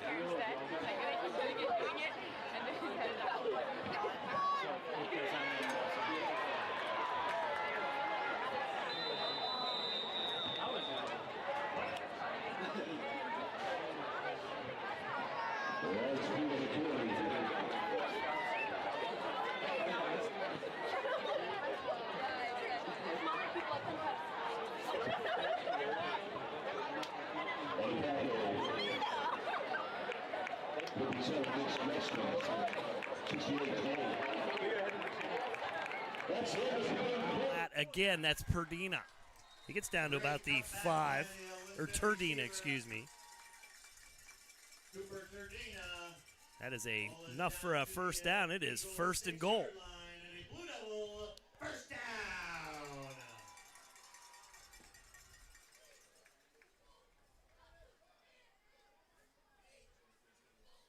Starting to see a little bit of what United did to Lisbon in that first half. It's Yeah. Little 4, 5, 6-yard plays and just knifing their way down the Yeah. field. Great adjustments there at halftime by the Blue Devil coaching staff. They've ate 6 minutes off the clock here, and they are 1st and goal at the 6. Snap, Minor, he'll roll to his right. Fakes the throw, inside the 5, in the end zone, touchdown Blue Devils. 6-yard touchdown run for Grant Minor. And that is just what the doctor ordered if you are a Blue Devil.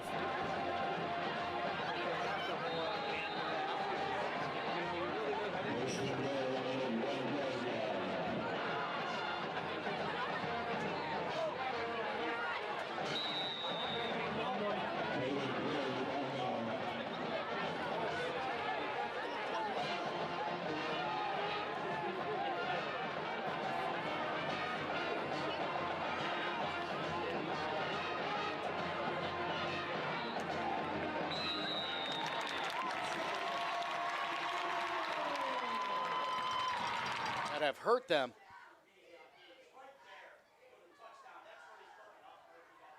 Murphy on the pass.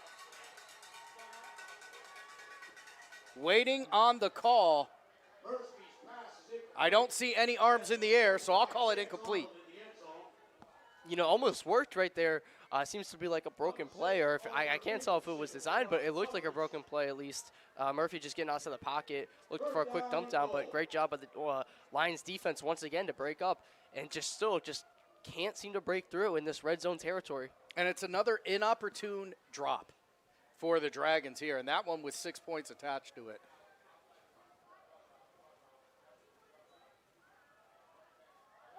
Bowles on the catch, in for the score on the 3-yard touchdown.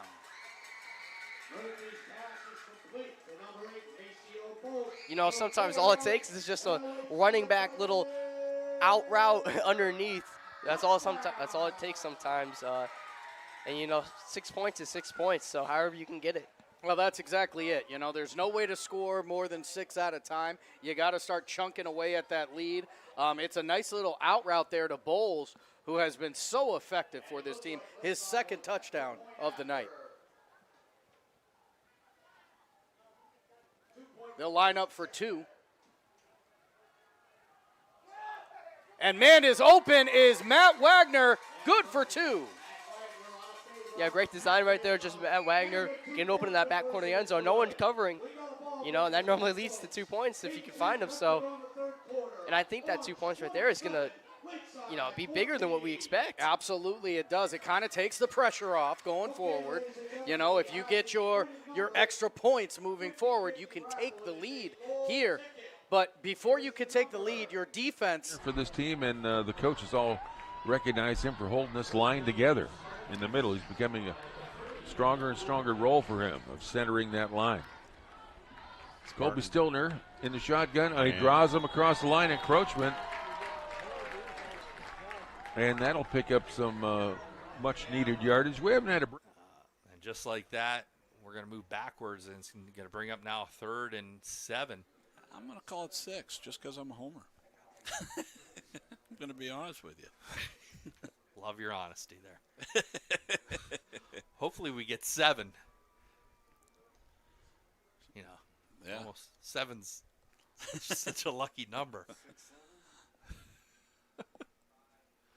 So 3rd down 7. Coca takes a snap, fakes, looking. Oh, has 2 men wide open Got as Joey the defender Panunzio falls. hits it. Panunzio's got it down inside the 10, the 5. 2-1 at the pylon. Oh, they're my cutting them God. short. How? Come on. Ref, you're in Come on, Canfield. Homer. You got to give us a Let's go. call. What kind of? I can't believe that. The pylons. Fans aren't happy here. Let's cut to the pylon cam. We got that? We do Is not. And all right, so Canfield, great play inside the 1. Good hard run by Panunzio to get Coke down is to the 1 short. yard line. He's going to go under center, I think. Oh, and they jump on defense, so we're going to get half the distance to the goal here. Horrible call. Listen, these refs do a great job. They do a great job. Yeah. I saw him coming in from the far side, and he's spotting. I'm like, what are you spotting?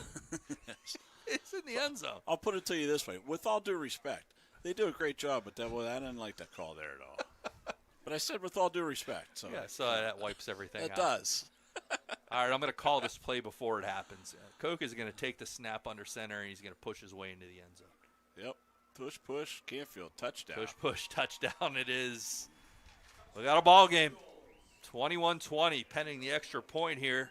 We have a tie ball game with 4:04. This time a tight end is in there. Aaron Johnson. Handoff up the middle again. Up to Bowles. Isaiah Bowles got some great running. And He he's breaks gonna 3. score. 5, goal line, touchdown, Connie Spartans. 35-yard touchdown run by Isaiah Bowles. Makes it, and he's going to jettison his way inside the 20, close to the 15-yard line. And it's going to be first down, Salem. The drive continues.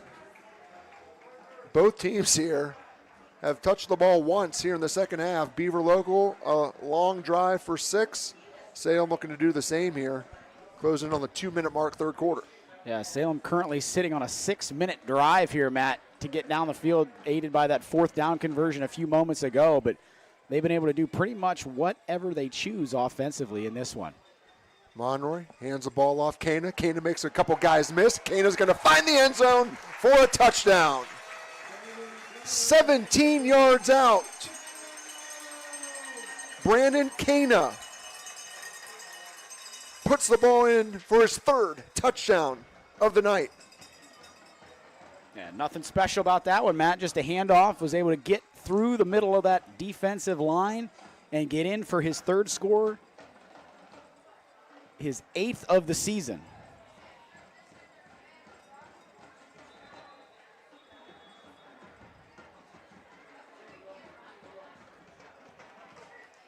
And there's a whistle and a stoppage momentarily. And now we're ready to go for the extra point. Samaioa on. He's missed 2 tonight.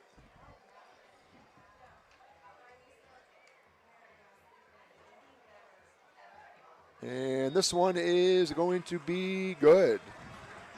1:49 to go here in the third quarter. 33-13. Scorigami, I don't know, maybe.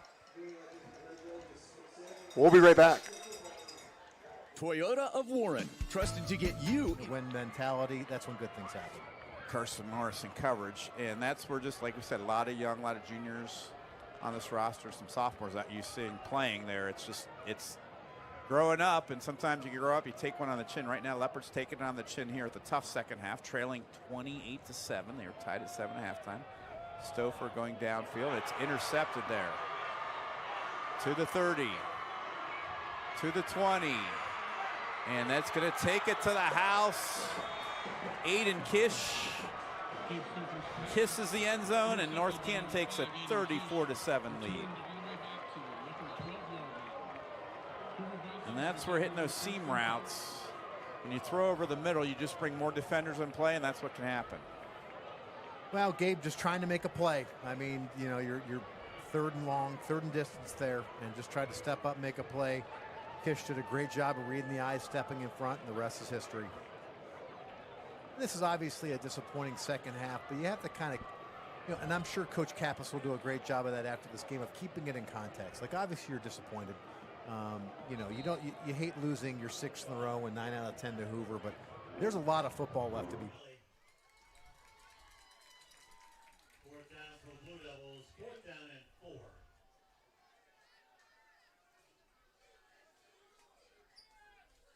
Closing in on 5 minutes to go here in the third.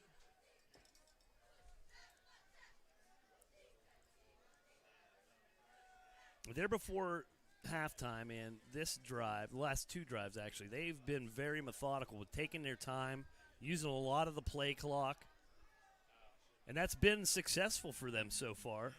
This is a big down here, 4th and 4. Same formation as the last play. Hinchcliffe in motion again, and we've got a timeout. Lisbon will take a timeout. We'll step aside. 4:33 left in the third here on ysnlive.com. There are 4 members of GoldenStringRadio.org. Team guys, and getting them the experience. Get a score here. Left here in this third quarter.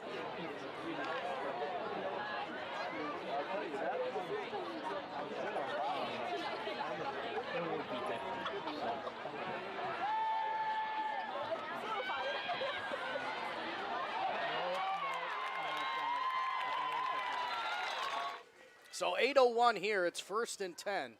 Lions with the ball back. And Lakeside coming up with a score there.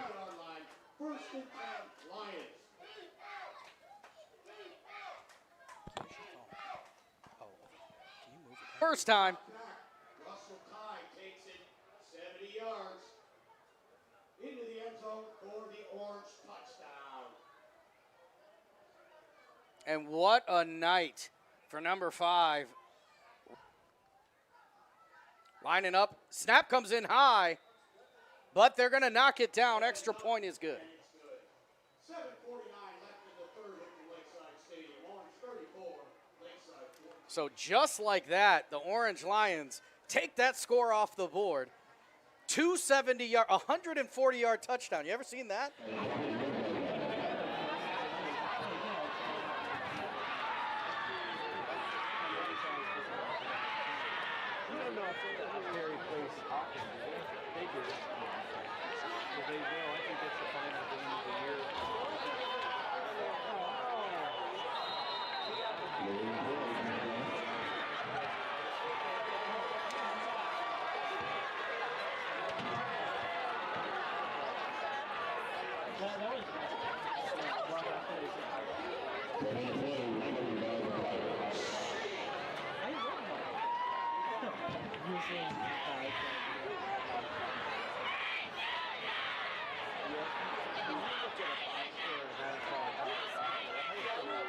As you can with the bye week next week to get ready for week 7.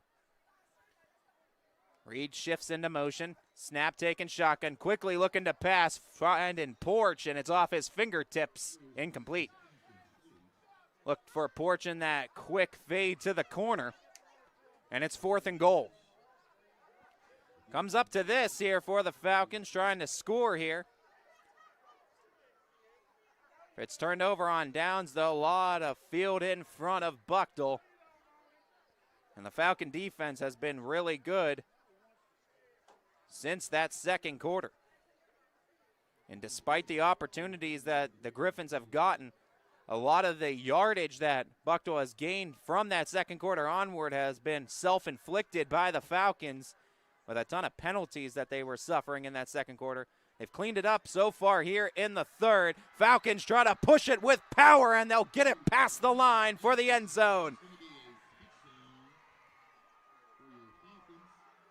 Coming through with the touchdown, and I think it was Masterson that time.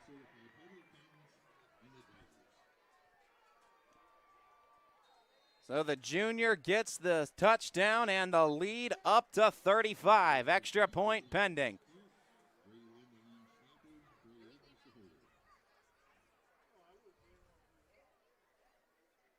Clock will now run through. Who headed Grant Minor? Makes another decent play, man. They'll get 4 or 5 there. Call it 2nd and 6.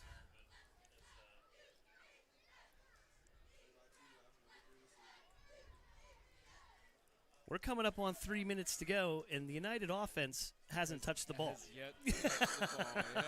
Yep. Looking to throw again. Has a man open. It's tipped. Intercepted down the sideline. That is it. Goodbye, everybody. Touchdown, Eagles. And we have a penalty flag. That was an 81-yard interception return. Let's see who came up with that. I believe that was Caden Schonauer. Schonauer. 25. So I wonder if there was a block in the back. Yes, sir.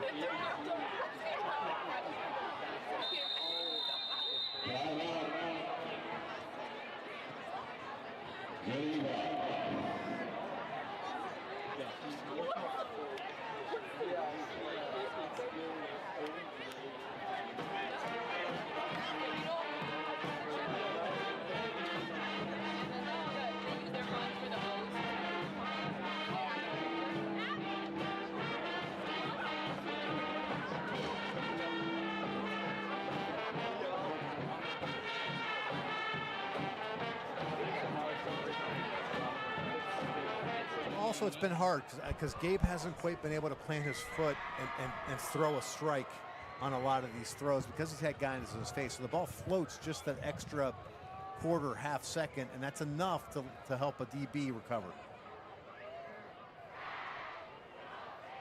So 4:02, Stouffer on a 2nd and 10.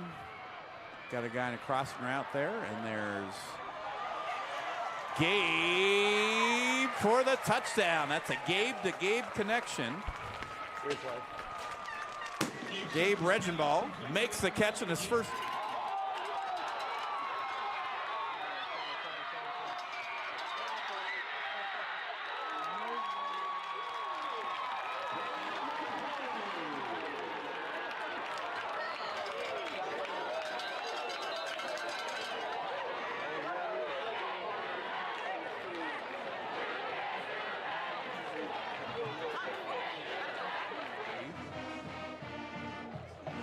Doing the math, get the math chart. I think definitely say go for 2 there. Moving it to the left hash. If it doesn't say go for 2, you need to get changed. Right. So, Leopards going to have trying to find where actually we got a little unbalanced to the top side there. Stouffer looking backsides, cover there. He faces pressure, and it's going to fall incomplete. That's going to keep it at 3 possessions there. They're looking to isolate Quinn Burek on that. Good coverage. And John, talking about playing at North Canton, I got to shout out a memory. John, his senior year, they went over game 1, North Canton there. John, Brian Beatty at the tailback position, Jeremy McCoy, Matt Baker, who we continue our thought. Hopefully you got the Canfield defense taking over here. And Michael steps back, throws another long ball down the right side in. Almost picked off. I was on the wrong side. Great job by the Canfield defense. Tell you, that was number 2, Matt Campbell. Good defense there. Yeah. Well, let's see what Cheney got up their bag of tricks. 3rd and about 11. Been a lot of 3rd downs. There hasn't been a whole lot on both sides this quarter. Defenses have stepped up and forced 3rd and longs. Looked like there might have been movement there, but the snap gets off the right side. He's got some running room. He's going to get up near the first down. He's going to be short. But it's going to be depending on the spot. Joey Panunzio on the tackle there. Well, why don't you just say Joey Panunzio is in on every tackle, assisted by. I'm telling you. I mean, the kid is everywhere. He flies around. I've mentioned it many times on here. I played with his dad. Ball hawk. His dad played at YSU. Oh, Great that whole player. family. Yeah. 35-yard field goal. Hey, look, she gets back there. She looks like she's very, very confident, very poised. Good snap is down. Ball is up. And she has made it. There we go. 35-yard field goal. Kaya McBride to put the Spartans ahead, 24-21.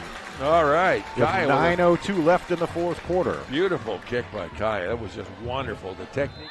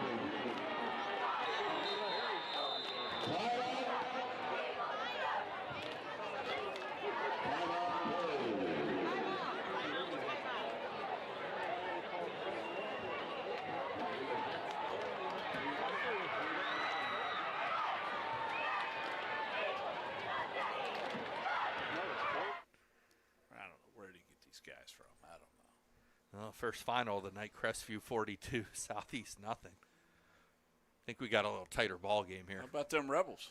How about them Rebels? They're undefeated on the season. So first down for the Cheney Cowboys after the turnover. Roll out. Ball, this is floating. This could be, oh, and there's a hold. There's no, you got a flag. Thank God. How does the back judge not call that? I don't He's know. looking right at it. Offensive pass interference, great coverage there and if by he doesn't, Bryce Roberts. And number, that's a pick if he doesn't get held. So give credit to number 2. I think that's Alex, or that is Alan Hill. Alan Hill Jr. Yeah, he saved an interception and a turnover back the other way. I mean, I thought he was going to rip his shirt like back in the day. Earl Campbell would come out all shredded. They had to bring him 4 jerseys. Thank goodness that the side official saw it, because sideline guy saw it, because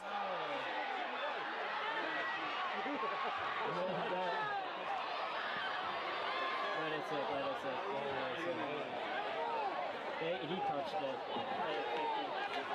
He touched it.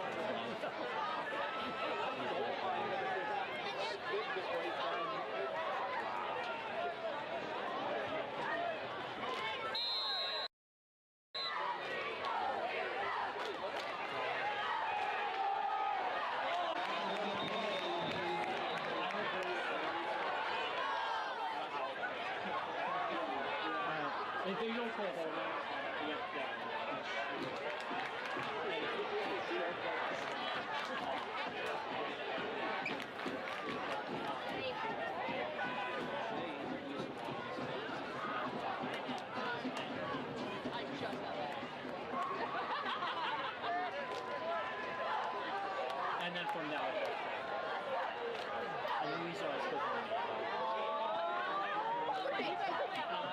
on, remain undefeated.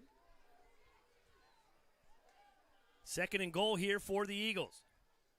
Brown, inside handoff, Schwartz trying to get to the outside. To the 10, spins, gets down around the 6-yard line before he's knocked out of bounds.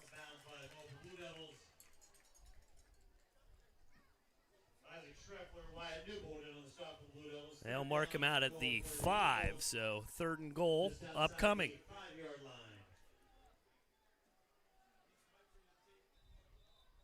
And now another whistle stoppage. An official's timeout. Got a Blue Devil with an equipment issue, it looks like, down there. He's got that all handled, and we're back at it. Third and goal, under 9 minutes here left in the ball game. Mackay and Haynes in the backfield. Schwartz in motion. Brown keeps it up the middle. Touchdown. Thomas Brown, 5-yard touchdown run.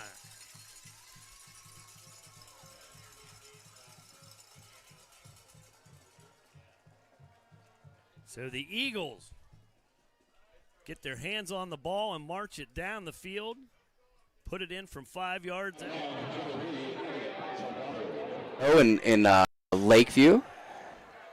4th and 5. No angle in the football game, and he is going to take it 28 yards to the house to put the icing on top of the cake here.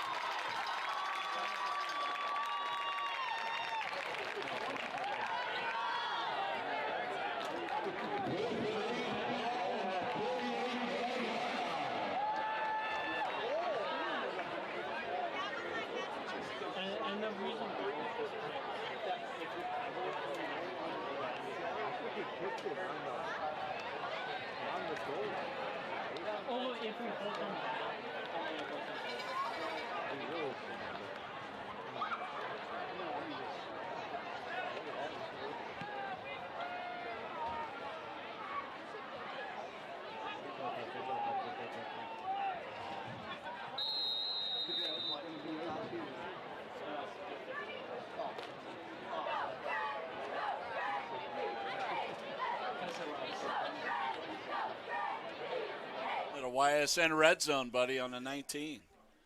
But, yeah, I got to do the 8th grade game, and Antonio Abrazier punts it. He comes down. He downs it. He punted it again, comes down, makes a tackle. That's Rob Donahue.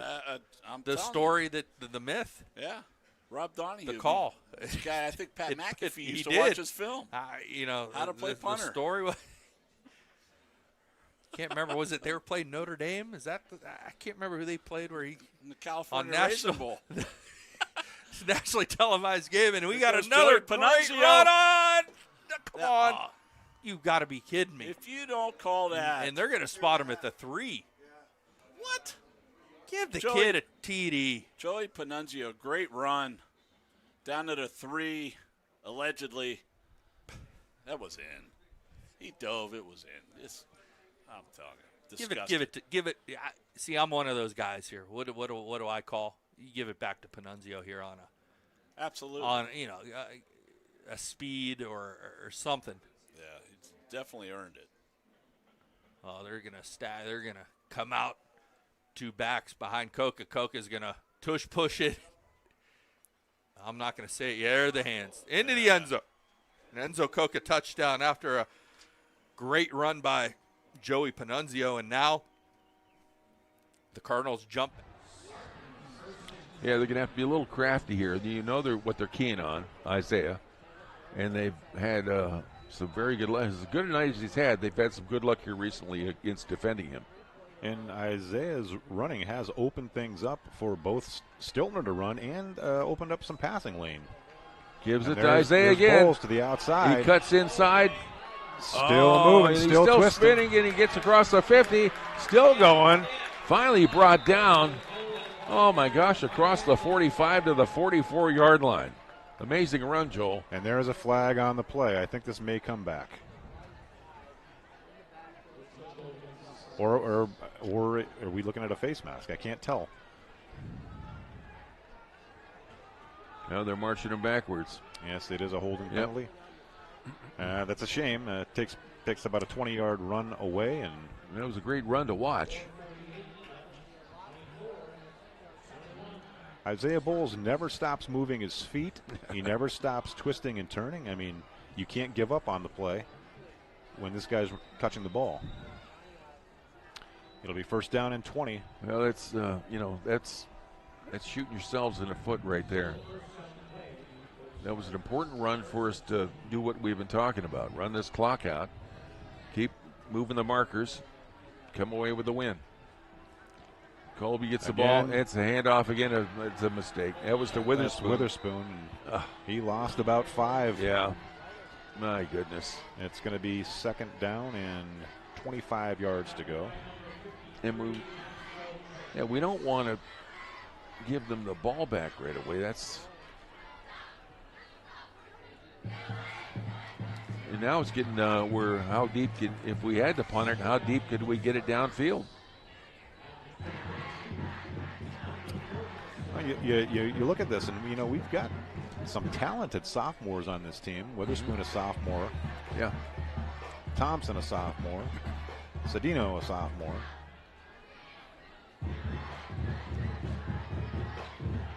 Stiltner takes the snap.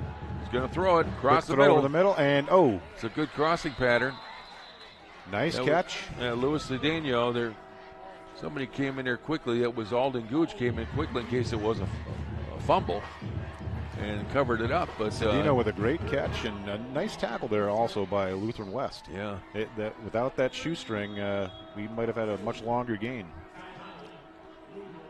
Not long enough, though, to get ourselves in position for a first down, but we'll see what they do here. It's now going to be third down and 15 yards to go. Spartans 5 for 7 on third down conversions. And I want to remind everyone, too, that Dairy Queen is a great sponsor of the Connie Spartans. They've got their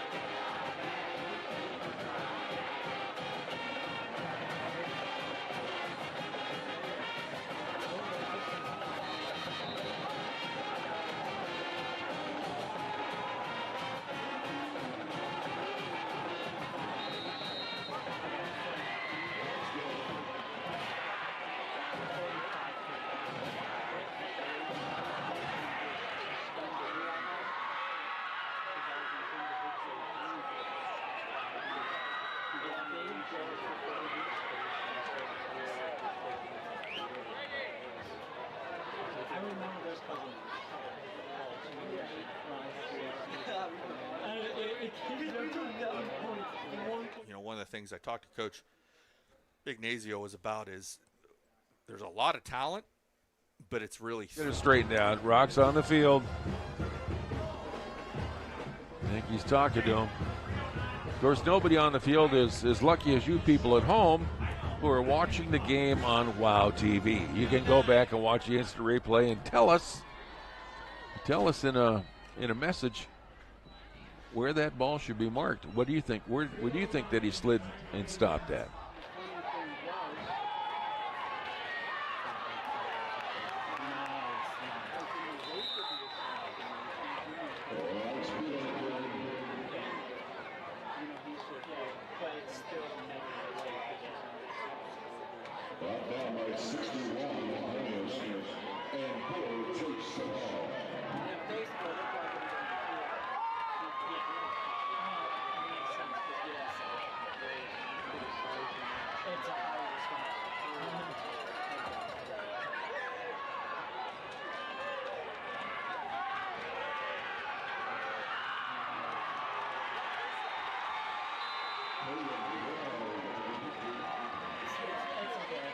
It's something new. Steve was presenting it, and I just forgot. Yeah, I keep forgetting. I thought I had no idea what the thing was. Maybe I had to do something about this. The other show, I see what. It's supported for the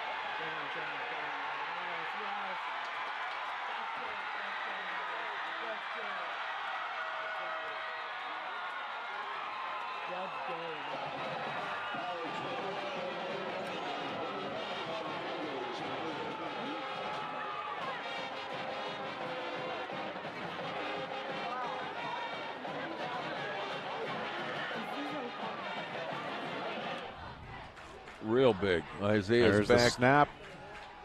Stiltner holds up. He passes Hit it out. Oh, Oh! he gets it. It's a first down, and he's And got a lot more. more. Brady Vera is gone to the races.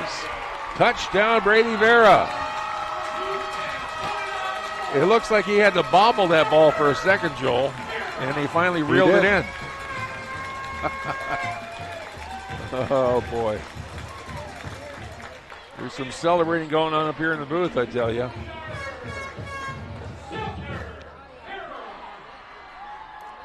Just as you said it, also way down Fumble inside on the the 50, play. fumbles, and Holy it's bouncing. bejesus, Cardinals got the ball. And careful, Cardinal football. That thing bounced around like a rubber ball Yes, it did. and ended up in the arms. Right to the good guys. That's right. Well, looks like Coca picked that one up.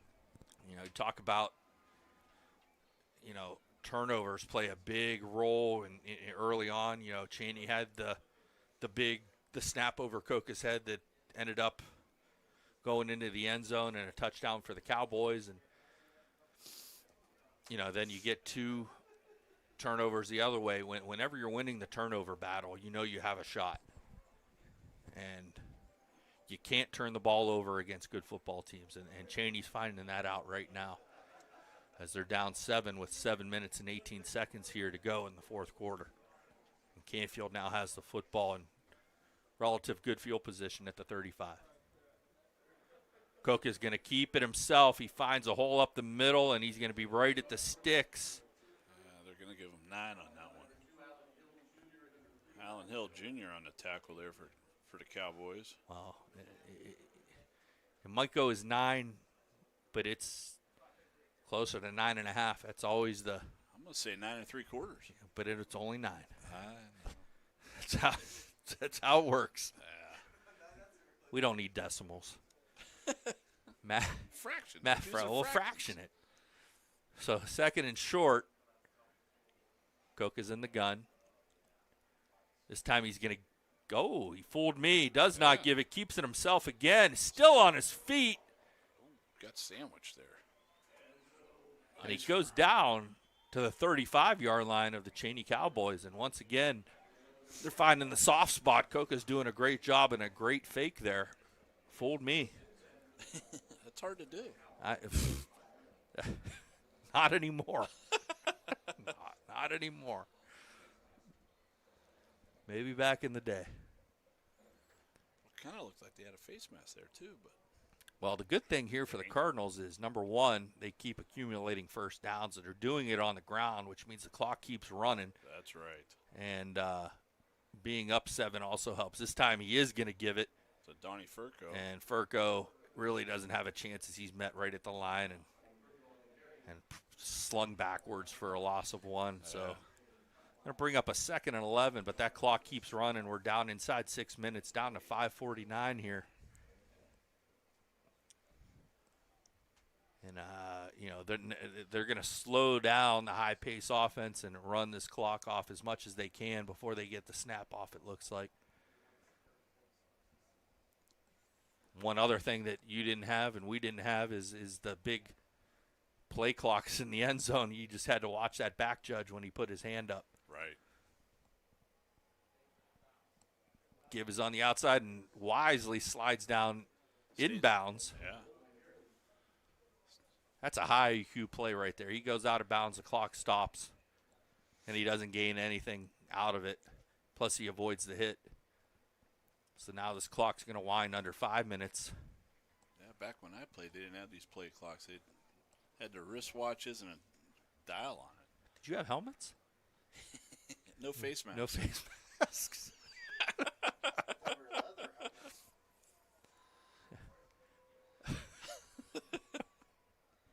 So 3rd and 7. Coca takes a snap. He's going to keep it again. He's going to drive for the first down inside the 25. Oh, we got flags going. We got Coca who's in the end zone that swears he did not touch. Well, you know what's going to happen with these guys. They'll roll them down. Well, I'll tell you. Well, the flag is going to dictate. It might be. Well, I think it was a face mask against. I mean, up here. And welcome back to the Audible Call. Mike Ackelson along with Anthony Hartwig here at the Athletics, who the Audible Call is brought to you by. And great night of football, a lot of lopsided games. Some we didn't expect. Yeah. But we got some teams that remain undefeated in that, and we're going to go all over that here in a little bit, aren't we? Absolutely. Joe Dickey Electric Scoreboard Show coming your way right around 10 o'clock. And this is the last close game we have. Canfield and Cheney. Canfield trying to ice this one with the ball in hand, trying to work some clock and finish it with a win. But like we said, Cheney gave him a fight. Yeah, they absolutely did. And for a while, they had Canfield on their heels. So the Cowboys really gave them a good test. Great game there. But in the end, Canfield did what they had to do. They got the W. And that's as long as something wild doesn't happen here. Obviously, the game's not over yet. We're going to keep this one up, and when it's over, that'll be the end of the Audible Call, and then you can catch us on the Joe Dickey Electric Scoreboard Show coming up at around 10 o'clock. Yeah, about 20 minutes from now.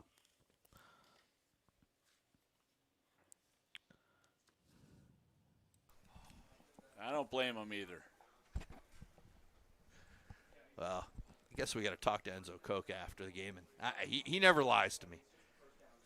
He's an honest young man that'll tell me was he down or not. I don't know if he'd tell me the truth or not after that trick we played on him with Cooper and up in your office in the facility. Yeah, that was that was fun. Oh, the good old days. Yes. Oh, I forgot about that one. So we got a first down for the Cardinals. The good news is the clock's been running as they reset. It's down under 4:30. Coca takes the snap. He gives. That's Panunzio. And that's a hard run. That's Panunzio. That is, he's definitely still on his feet. There was no whistle there, folks. No. Good hard run. He whistled while he worked his legs. Oh, boy. It's getting deep. We'll bring up second in about, we'll call it 3. 2.5. Go ahead. Go ahead. Why not? Please. I mean, they are pounding it at this point. They're just shoving it down the throat of Cheney and forcing them to make a play. I mean, this is fun to watch. Yeah, I think they've got Cheney's defense a little wore down now, a little late in the game. I do. They believed for a long time, and I think they've just struggled this second half getting anything done offensively, and their defense has been on the field a very long time. And, it's hard to keep it up for 4 quarters against a really good football team. And I just think they're mentally and physically drained at this point, and Canfield's just kind of instilling their will. Yeah. And it's impressive because we got some linemen banged up. I was just going to say, it's been a physical game. And, we've had some, like I said, I've mentioned his name a bunch tonight. Kellen Halcomb, he's really stepped up tonight. Been playing some tough defense. Well, with second and short here, I'm a betting man. Coke is going to keep this. He's going to keep it in his own hands here. Don't prove me wrong. Nope, you're right. And there you go. And, boy, this couldn't get any better if he gets the first down. And if not, it's either third and real short. And I don't see the motion yet, so it's going to bring up a third down. But guess what? That clock. Ticking away. Tick, We're down to 3:44. There's 25 seconds on the play clock. First down here is really going to be tough for the Cheney Cowboys. And it looks like there's going to be a timeout. Not sure who this is charged to. I don't know. These officials haven't been very Listen, I ran into this a couple weeks ago. I was working the clock for a CLC game, Cardinals. I had one guy telling me to run the clock, one guy telling me to stop I was there, Craig. I had people yelling at me, throwing hot dogs and donuts at the glass.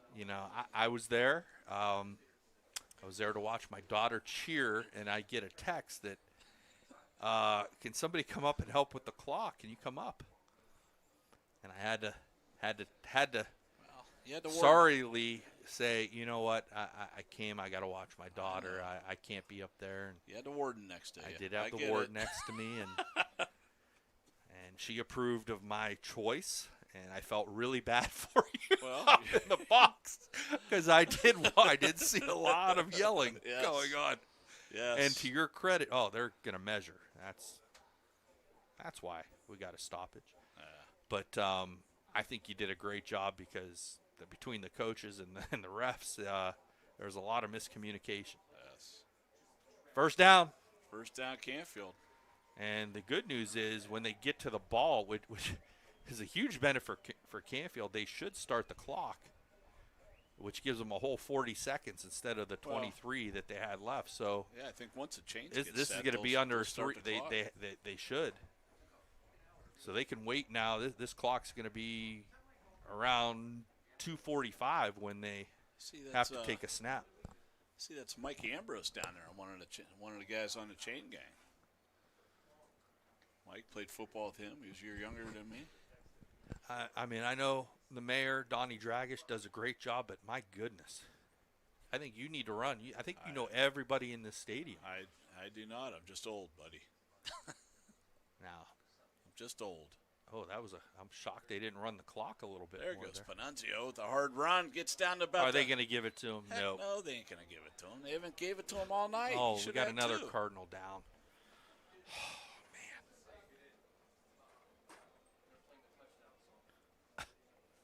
The band was playing the touchdown song. That's right. They thought we had a score. Everybody knew it was in except for the refs.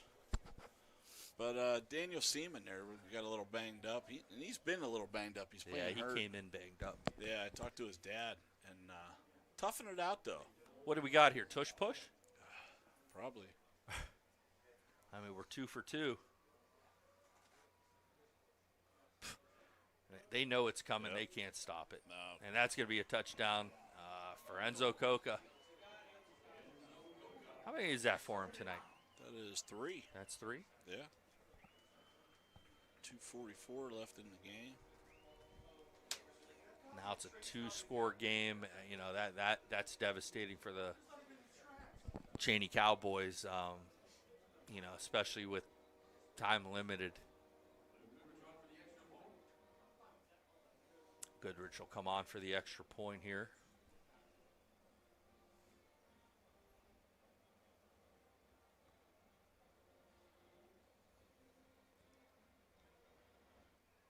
Coco on the hold. Snap. Down. Kick is up. And it is good. Picture perfect. So, with 2:44 remaining here in the ball game, Canfield Cardinals take a 35-21 lead. And with that, we will take a commercial break, and we will come back with Canfield kicking off to the Cheney Cowboys here on your sports network. What does it mean to be approved? I'm Tracy, and to me it means getting you to work on time, driving your kids to school, or going out and seeing the world. That's why I go the extra mile for my customers, only at Greenwood Chevrolet. Get back to doing the things you love. Regain your freedom from chronic pain without surgery or drugs. The power of care is nothing without hope, and our chiropractic services were created with true healing in mind. Find your hope at Meridian Healthcare. Students come to Westminster with goals as unique as we are. Some know the career we want, some know the major we want, and for some, the goal is figuring it out. But no matter how we get here, we all graduate the same way, ready to succeed.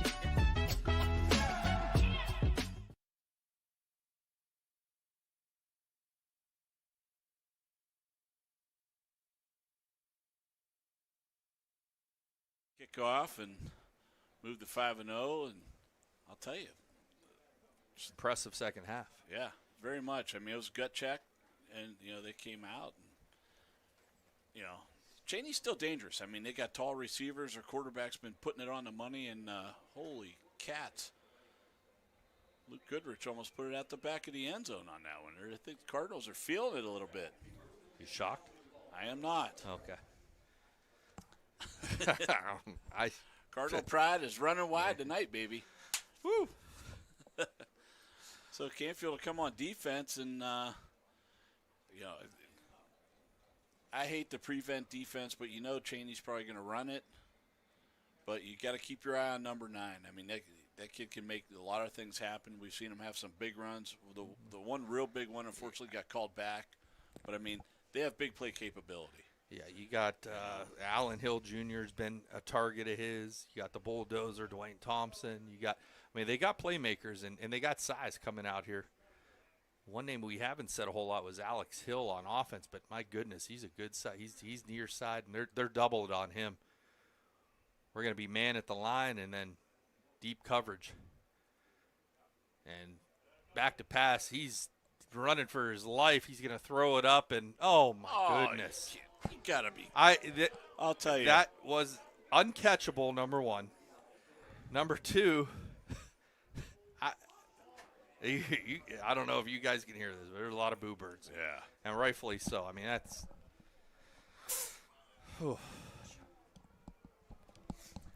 I mean, they're calling pass interference. He turned around right as the ball was getting there. That's a questionable one.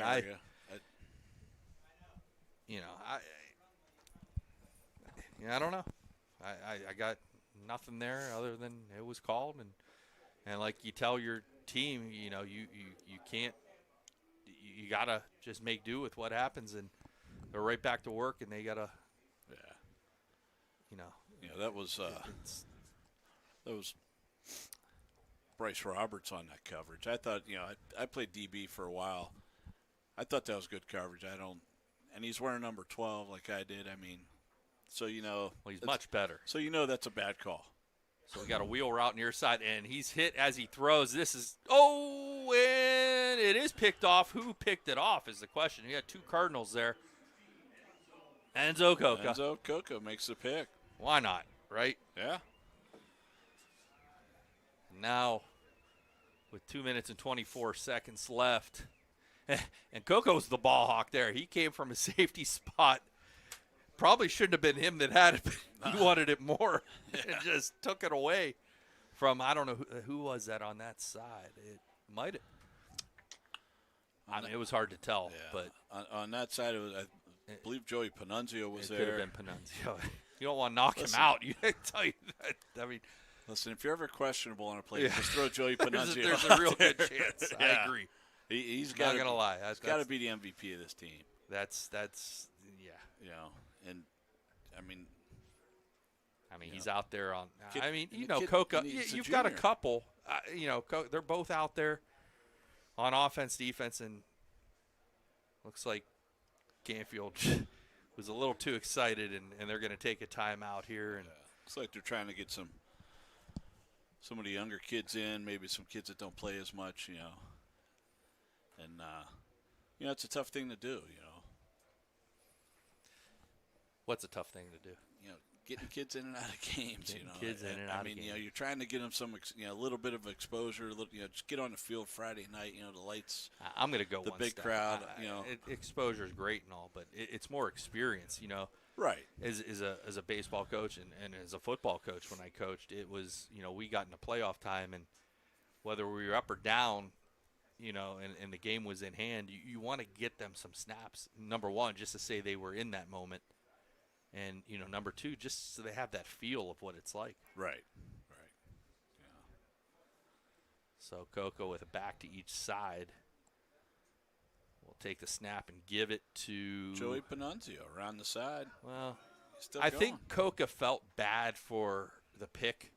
And he said, you know what, I'll just give you the football here, and you take it from me this time. And you should feel bad because 2 of Panunzio's touchdowns were now, bad spots. I got something I'm going to say. I'm going to say something now, though. Joey should not have run out of bounds there. He got pushed. I got to. He played almost a perfect game. He got pushed out of bounds. I'm just saying. I'm going to be that guy now. Get out. And all joking, just no. get out. I'm going to pick. I'll talk to him after the game. Yeah. So it brings up a second down. Coca's going to give. This looks like, oh gosh, it's hard to tell.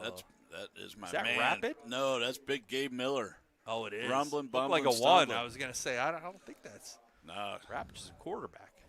Yeah, no. First down. Gabe Miller's like our Tom Rathman, buddy.